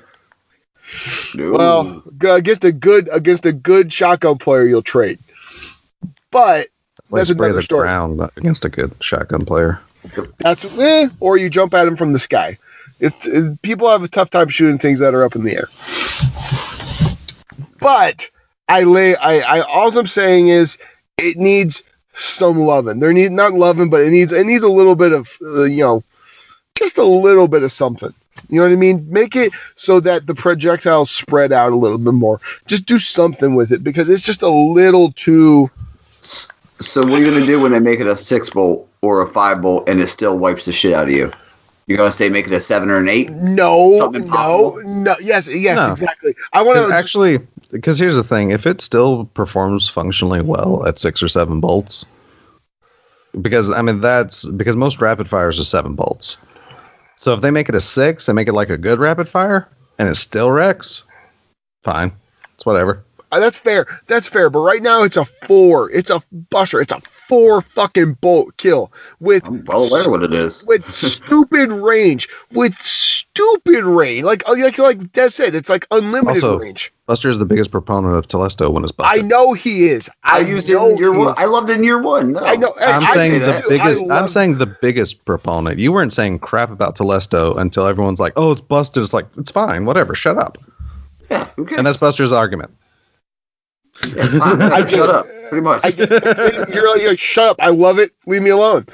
I know. Look, I get it. It's AKA, fun. don't touch my baby. Now, here's the thing. You can make a 7-bolt. I'll still use it. I don't give a shit. I love the gun. Okay, here's my other thing. Either that or you bring other guns up. Now, you bring other guns up to where it's as good as that. Now, how would you do that? How would you bring another gun up that to make it as good as...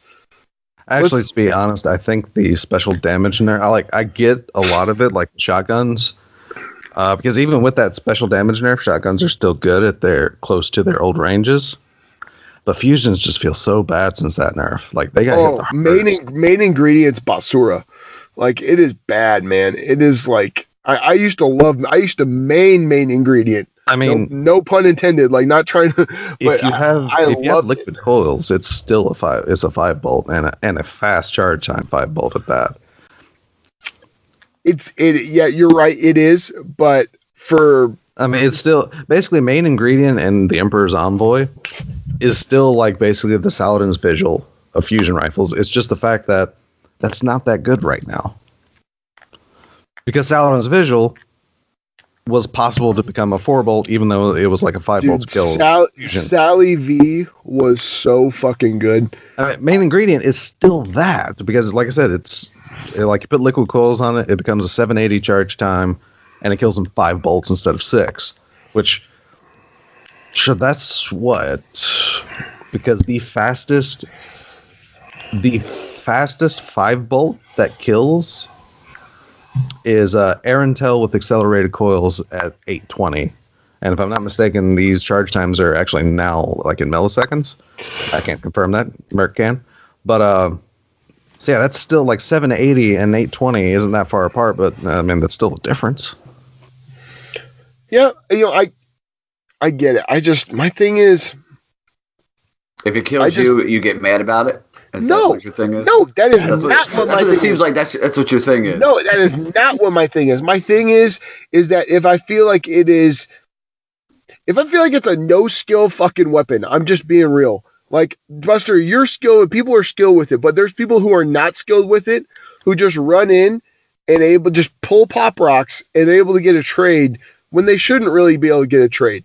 And I'm starting to realize how annoying that is, because someone who used to play sticky grenades. I was just about to say, like, my entire issue with sticky nades in D1. I was just about to say, I love sticky nades. Just let me finish, goddammit.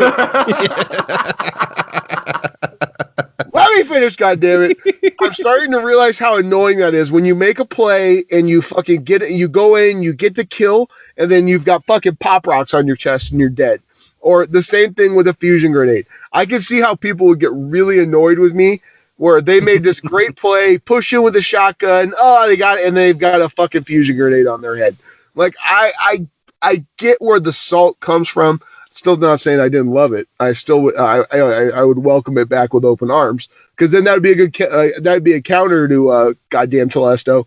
But no, look, I like the fact that the gun is powerful. It is exotic. It's got its own crazy perk. I think it's strong, but it needs love like Sleeper needed a little bit of love. Like, Sleeper needed the aim assist just a little bit. Yeah, and they made it fair.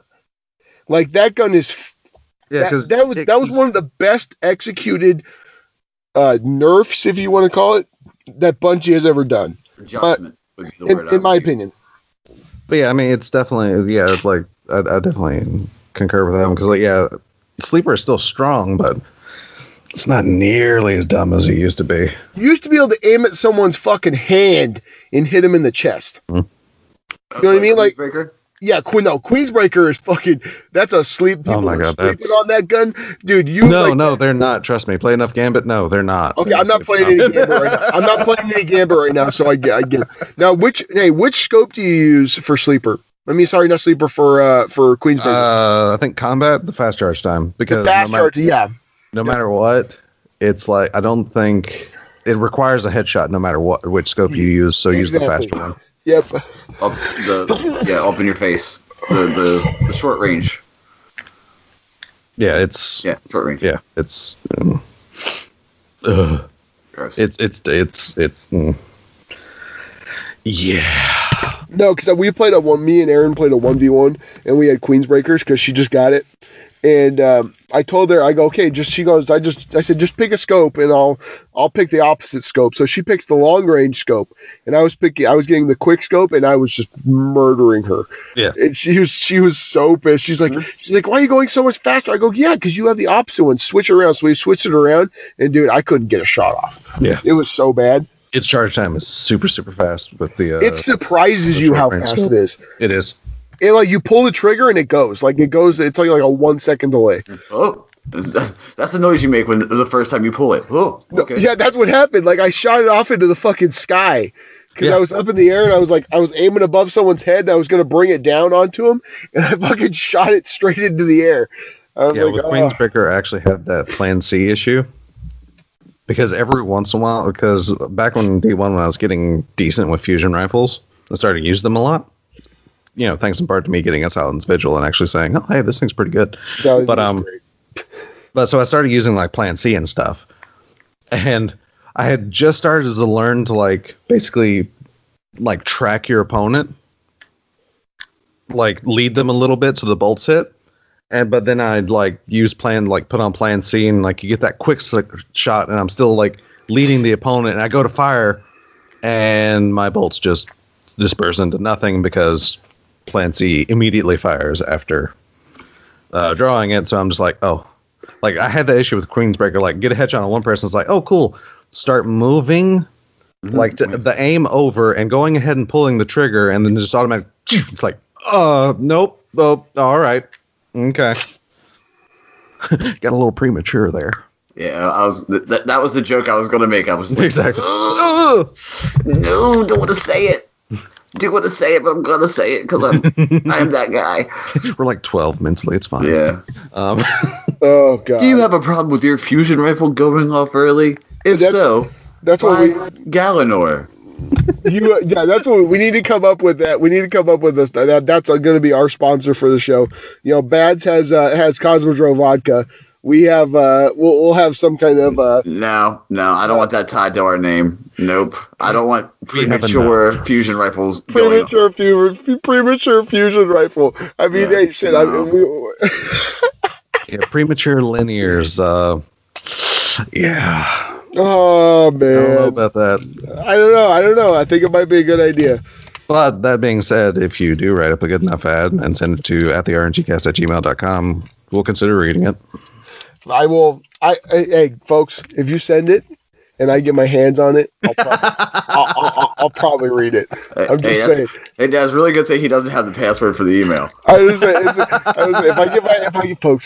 then just send it to Gorilla Golf 1987 on Twitter. DM me anything you want, and I will make a way to get it into the show. Bring it, folks. Bring it. Cut the mic. Let's say, remember, Des edits these, so he could just easily go, nah. You mean oh, man. 10 seconds of a shaker cup that somebody was shaking? Just let me start recording and then shake the shaker cup. It's like, oh, you son of a... It's like, first thought is I'm just going to decrease this noise because he actually is saying something. And it's like, you know what? No, this is annoying. Delete, gone. So no, we are not heavily edited, but trust me, I do take away things that are very annoying for your ears. You're welcome. Which also includes me, when I made a really weird noise last week, but it was super close to the mic. Yeah. I did that and it's like, God, that's super annoying. Dude, I hear some stuff that I do. Oh my God. It's funny when you hear yourself on microphone, you start to get annoyed with yourself because you're like, why the fuck do I do that? You know what I mean? That's it's one thing as someone who is new to this. I've only been doing this for a few months now. Like, I realized that like my voice and like my tendencies, like you start to listen to your tendencies, and it is fucking hilarious, man. Like I listen to the show every week because I want to hear the dumb things I say or the weird noises I make. Like it's fun, man. I that's one thing they don't tell you about that in podcasting school, folks. They don't tell you about that. No, they don't. And we hit the ground running. Like I said, we've been doing this for Jesus. Yeah, 131 episodes and still doing annoying stuff super close to the mic. Me with my shaker cup, Des with his donkey having a seizure noise, whatever you want to call it. Donkey having a seizure. I know what noise he was talking about. He makes it every now and then. I hear him sometimes. Whenever he gets super excited or if it's something super gross, like a weapon that's super gross, he makes like this weird, like if you throat punched a donkey. You'll hear it in Party Chat. Oh God! Here at the RNGCast, we do not condone. No, we don't punch donkeys. We do not punch donkeys. They'll fuck you up. They will kick you in there. We might donkey punch, but we don't punch donkeys. Oh God! Sorry. Also, firmly convinced I can choke out. I can choke out. This show is spiraling out of control right now. Remember that time we had that conversation, Des, when you were like, I think you could choke out a chimp. I'm like, no, it's like apes couldn't choke, and you took it as I could choke out a chimp. It's like, no, there's no way you choke out a chimp. No way. No way. They'll rip your face off. Well, not if you've just got a good choke. Like if I got a good rear naked, totally could. Dude, totally. Aren't they like 8 times as strong? They'll rip your arm off and beat you with it. They'll rip your arm off and beat you with it. I don't care how strong you are. If I choke you unconscious, it only takes 5 seconds to lose consciousness from lack of air. But that's not a human. We don't know. The chimp will bite you or something, man. Like I don't know. They'll do some crazy chimp shit. Like I don't mess with dude. Okay. Monkeys are fucking crazy. Monkeys, gorillas, chimps. Those motherfuckers. They know they're evil motherfuckers. First off, I would never even attempt to choke a chimp because I know all the fucked up shit they've done. Yeah. Dude, they've done some stuff. They're like humans where they do fucked up shit. There's just like bad chimps. Yeah. There's like bad, you know what I mean? Like they're very intelligent, and if they get in a bad mood, like you ever seen the gorilla where he charges the fucking plexiglass that's supposed to be able to hold like I don't know thousands upon thousands of pounds, and it just fucking spiders. Mm-hmm. Oh my God, dude, those motherfuckers. That's some scary shit, man. I always think about it because we go to the LA Zoo a lot, and the LA Zoo is where the gorilla got out. One of the gorillas got out, and he was he was roaming around. He didn't hurt anyone. He was apparently very docile. He didn't do anything. He was just I think he wanted a churro. I'm guessing that's probably sitting there for all those years looking at churros. He probably wanted one. I mean, I understand. Those LA Zoo churros, man. I know churros in general. I understand, dude. There's a churro now at Disneyland. That is a fucking churro ice cream sandwich. Shut up. Oh my God. It is $10, but oh my God, it's good. Is it full of caramel? Dude, they put anything you want on it. They have like 10 different flavors of churro. And then like you get your own flavor of ice cream. Like it is brokenly good. Man. That is OP. That is the king churro right there. It's called like California churros or something like that. But they do it on the downtown Disney. Like walk in there and oh my! Every time I have to literally like turn my head away. I have to avert my gaze. Overnight me one. If I know, I'll get a freezer box. Pack it dry. Send that shit to me.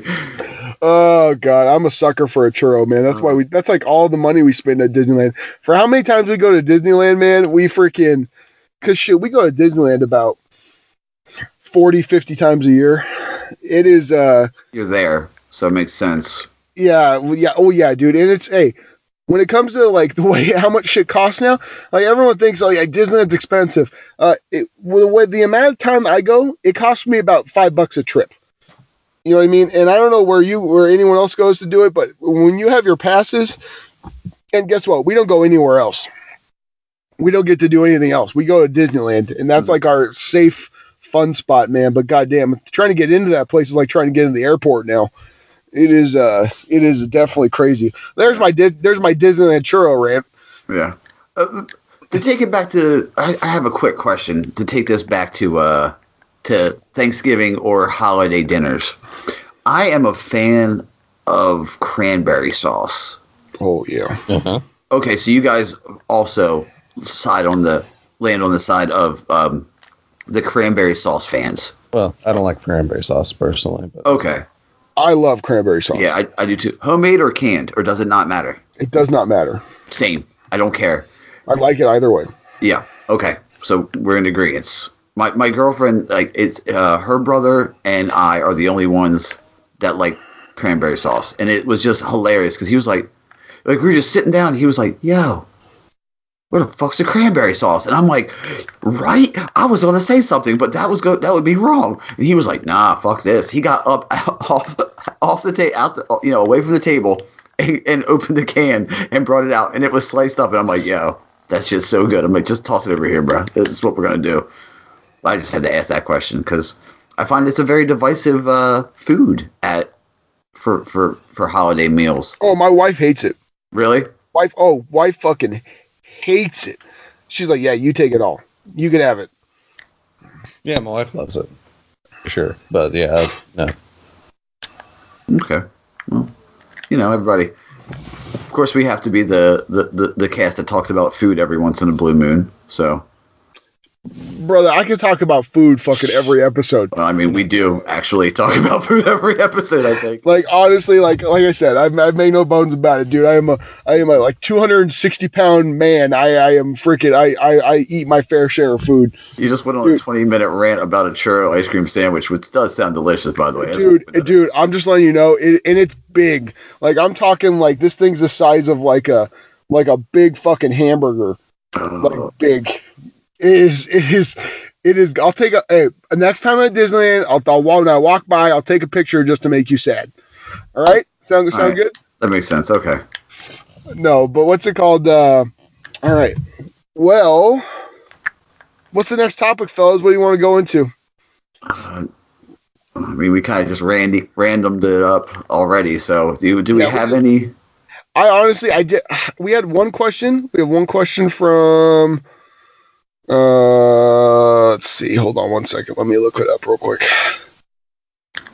God, this may take a while because I have to go back. I think we honestly already talked about what he was talking about because he was asking about Telesto, I believe. Well, okay.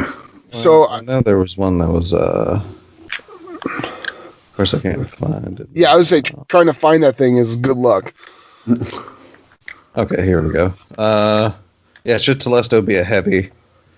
Crucible broken, need fixed, and is the kernel food at the tower for Thanksgiving? One thing I did skim over in the TWAB is no, the kernel is not food in the tower for Thanksgiving. They're not 100% certain what kind of bird it is, but either way, it's off the menu. That is cheese off the menu. He's a guinea hen. That's what he is. A guinea hen. Oh God. That's actually a thing, It's not just me making up a word. I know. I used to prepare them. I used to prepare them at the meat counter. I hate them. They're little tiny like mini chickens that are way harder to prepare than normal chickens. Yeah, about right.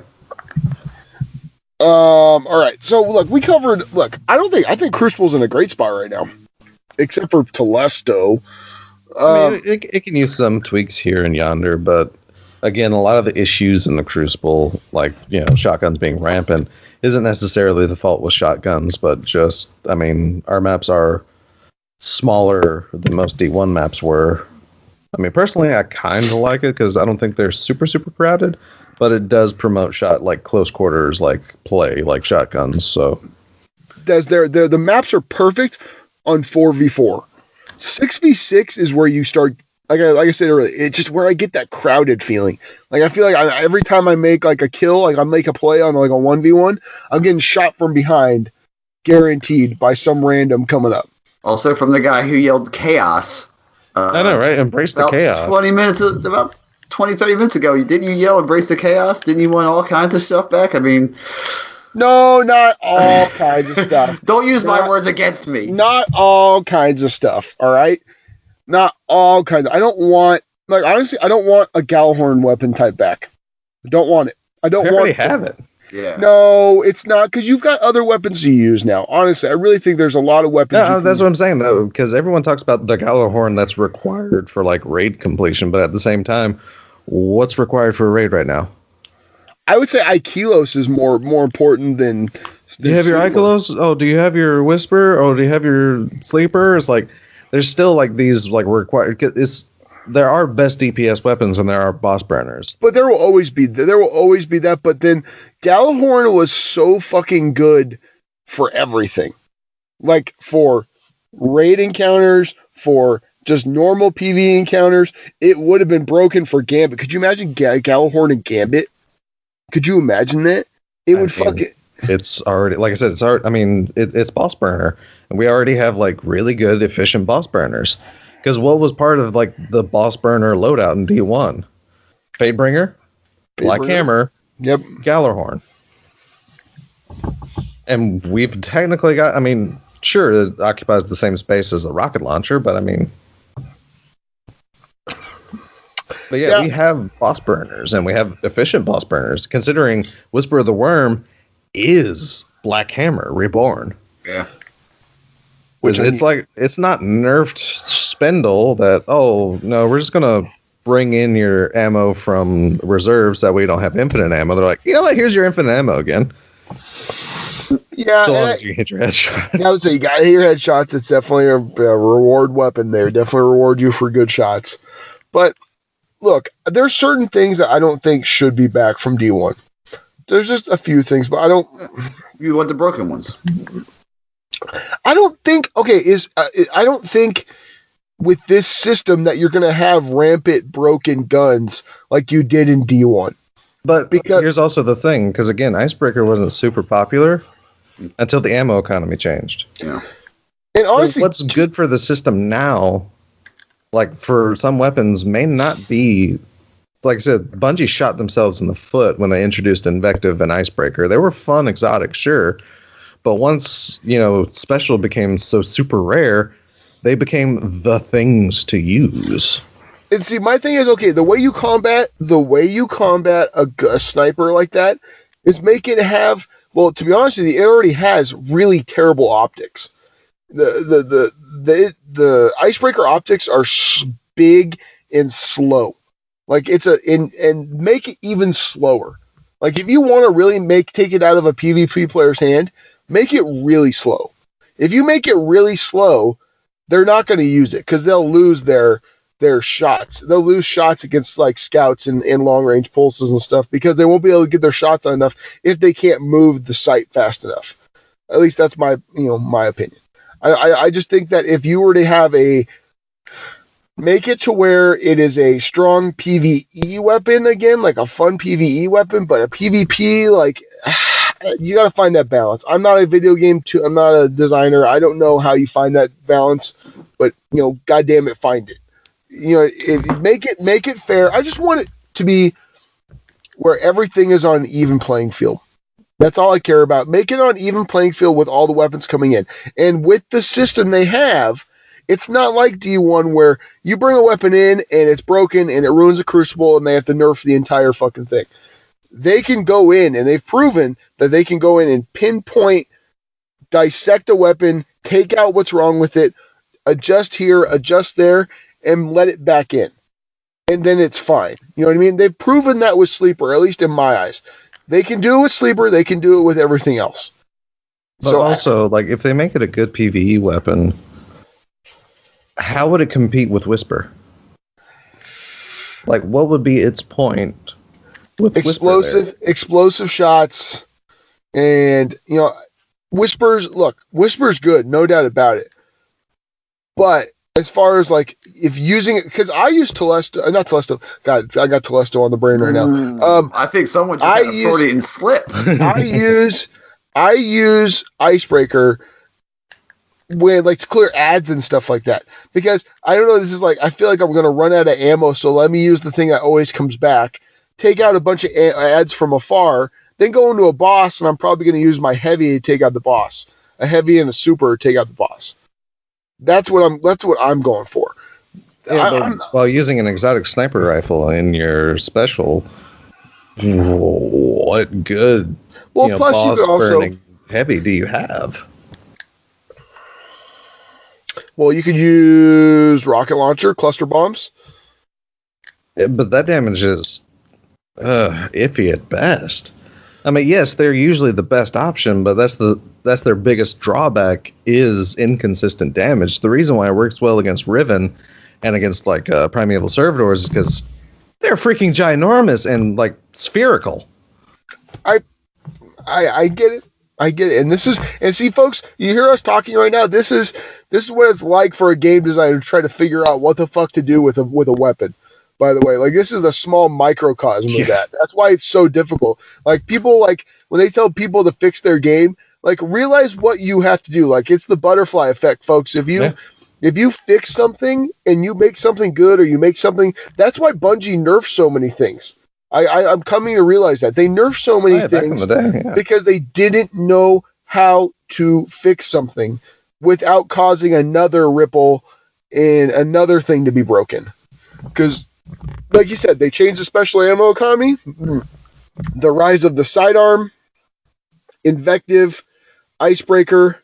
Those all came into fruition. I mean, yeah, because a lot of people seem to think it's like, oh, they should know how to balance their weapons because of Halo.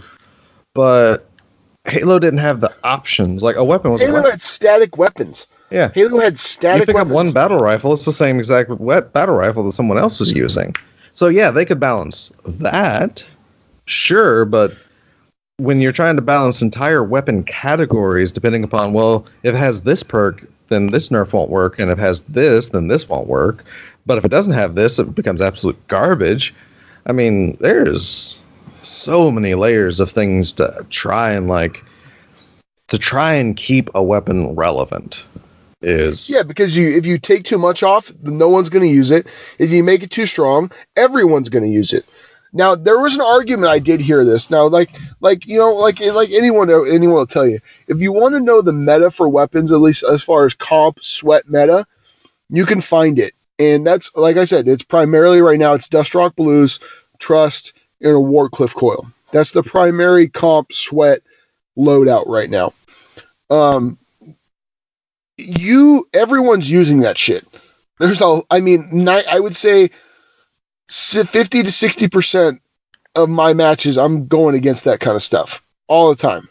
So it is a high concentration of that kind of stuff, which means that it's relatively, if you look at it, it's kind of like an even playing field when it comes to those kind of weapons. Because everyone's using the same thing, then it's more of like a true judge of skill, I guess you could say. With different roles, though, obviously people are going to have different roles and better roles than other people, and some weapons are going to be much better than other weapons. I don't mind the fact that everyone's using the same thing at the top, because then it's a true, and and I misspoke when I said Trust. No, not too many people are using Troll. They're using Trust if they don't have Luna's Howl. If you have Luna's Howl, you're using that with a Dustrock Blues and a Wardcliff Coil. Misspoke there. But what I'm saying is, so if everyone's using the same thing, then it's relatively it's a good playing field. I can see that. I heard that argument this week. I didn't even think about it, but it kind of makes sense to me. Like it's that Halo kind of feeling. Everyone's using the same kind of weapons, so it's a true judge of skill. But if I want Halo, I play Halo. I don't know if I want that all the time. So I'm happy that we have variety at the top. That as far as like top end, not the sweats, but like there's a good amount of things you can use right now. There's a lot of weapons that are relevant. But if you really go down to the brass tacks of it and you look at the highest end players, they're all going to be using the most efficient guns in the game to use for PvP. And that's always going to happen no matter what. There will always be a strong weapon found. You've got millions of people playing this game. You think they're not going to find out and voice their opinion and find out the strongest gun? You know what I mean? Do you think, it took a while for everyone to figure out Dustrock fucking Blues. It took a while for everyone to figure out how good Trust with explosive rounds is. It took a while for that kind of stuff. It eventually it comes, but like I said, I just think there's so much that goes into weapon balancing that people don't think about, and people don't give developers a chance. They don't sit behind their eyes and look at a screen and go, okay, if I do this is if I make fusions really bad, that means shotguns are going to be really good. But if I make shotguns really bad, then all of a sudden it's going to be, sidearms are going to become really good. And there's always going to be some kind of meta weapon. I 100% get that. I just don't like outliers. Also, in this game, there's guns like trace rifles. They fall in a different category, but they are touched when auto rifles are touched. Yep. You know what I mean? Like, you have to remember that, too. Like, a lot of people forget that this game has a lot of weird weapon categories that don't necessarily fall in line with traditional weapon types. Oh, yeah. I mean, was I right on that one, Des? Right? Like, trace rifles are affected by auto rifle. No? No. Well, for mods and stuff? No? I mean, no, they encompass them into auto rifle mods, basically so they have something to benefit them, because otherwise they don't. Yeah, otherwise could you imagine, like, if you'd have to be a guy who used the beam so much that you would have to, use your mods for it. You'd have to have a full loadout for it. But no, they're usually tied into like in D1, like in order to infuse trace rifles, they tie them into fusion rifles because, well, there was only one. But no, it's just a new weapon type that's not very fleshed out. But they are actually their own category. Okay, I misspoke. I knew that. I knew mod wise a lot because you had like Vex Mythoclast that every time an auto rifle or fusion rifle was touched, something wonky happened to the Mythoclast. Mm-hmm. But no, I think they've learned their lesson from that. I think, because I'm not entirely sure if there is anything that's that super tied. Okay. I knew mods affected it. I didn't. I assumed. All right. Well, what else? What else do you guys got? Anything? Well, I just saw this literally while we were playing. Well, not playing, but while we're talking, I saw this question. I posted in topics for the show. This will be my last kind of thing. I've got a hard out coming up here pretty soon, but I want to talk. What is the most evil fictional corporation that you can think of? Ooh, Umbrella. Probably, to be honest, because Umbrella does like shifty stuff. Dude, and they Umbrella's pretty ruthless, man. Hyperion? Vault-Tec? Hyperion's pretty bad. Yeah. They do wipe entire... Oof, that's a tough one. I mean, Vault-Tec? Well, or the example that's in the picture is freaking... It's Skynet, but Skynet wasn't actually... It's hilarious because that's a misnomer, because Skynet wasn't actually a corporate entity. It was AI that becomes sentient and took over everything. Skynet was a program, but... I get it. It makes everything self-aware, and it wanted to save the Earth by getting rid of all the humans. I get it.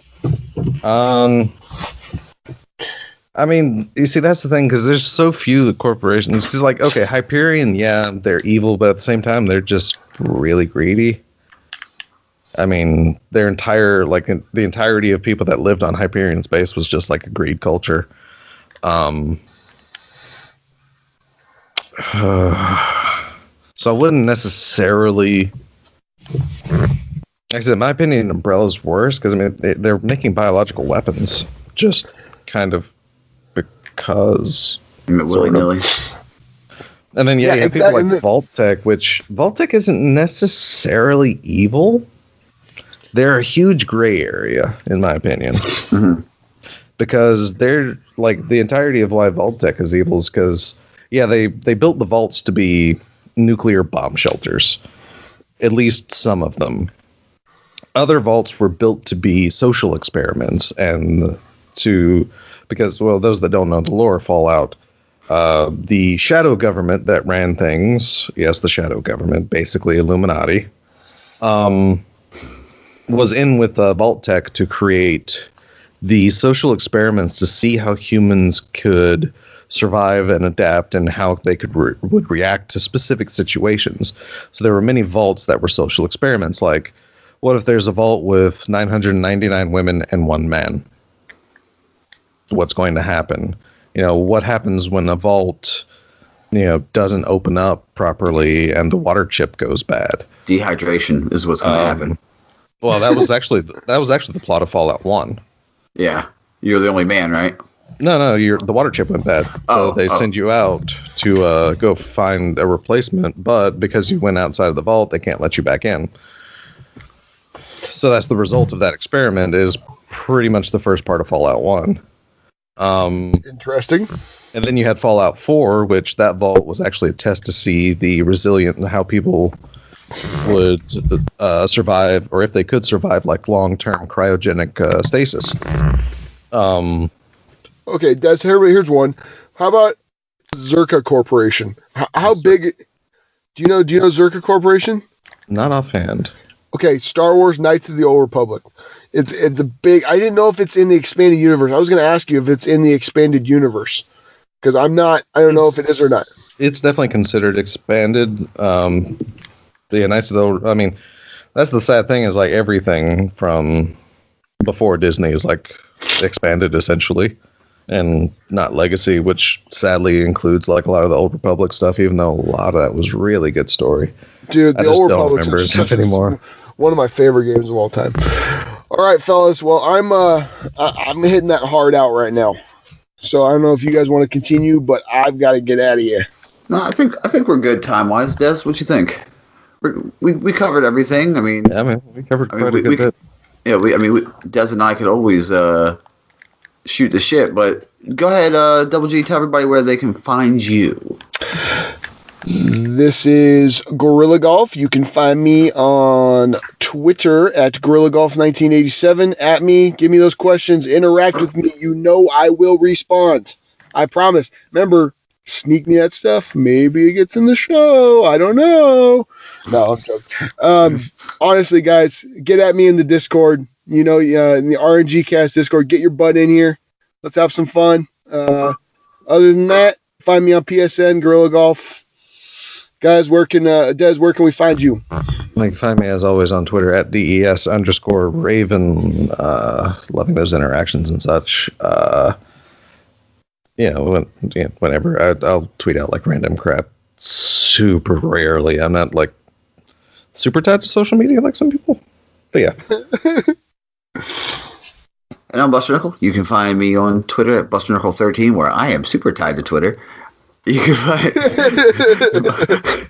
can find this podcast, the RNGCast, at the RNGCast on Twitter. You can email us, the RNGCast at gmail.com. We have a Patreon, patreon.com/the RNGCast.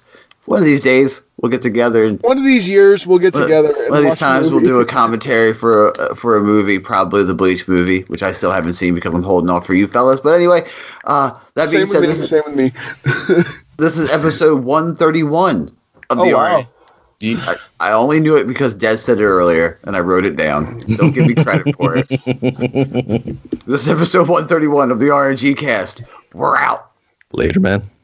May the RNG gods be kind to you, Guardians. See you all next week.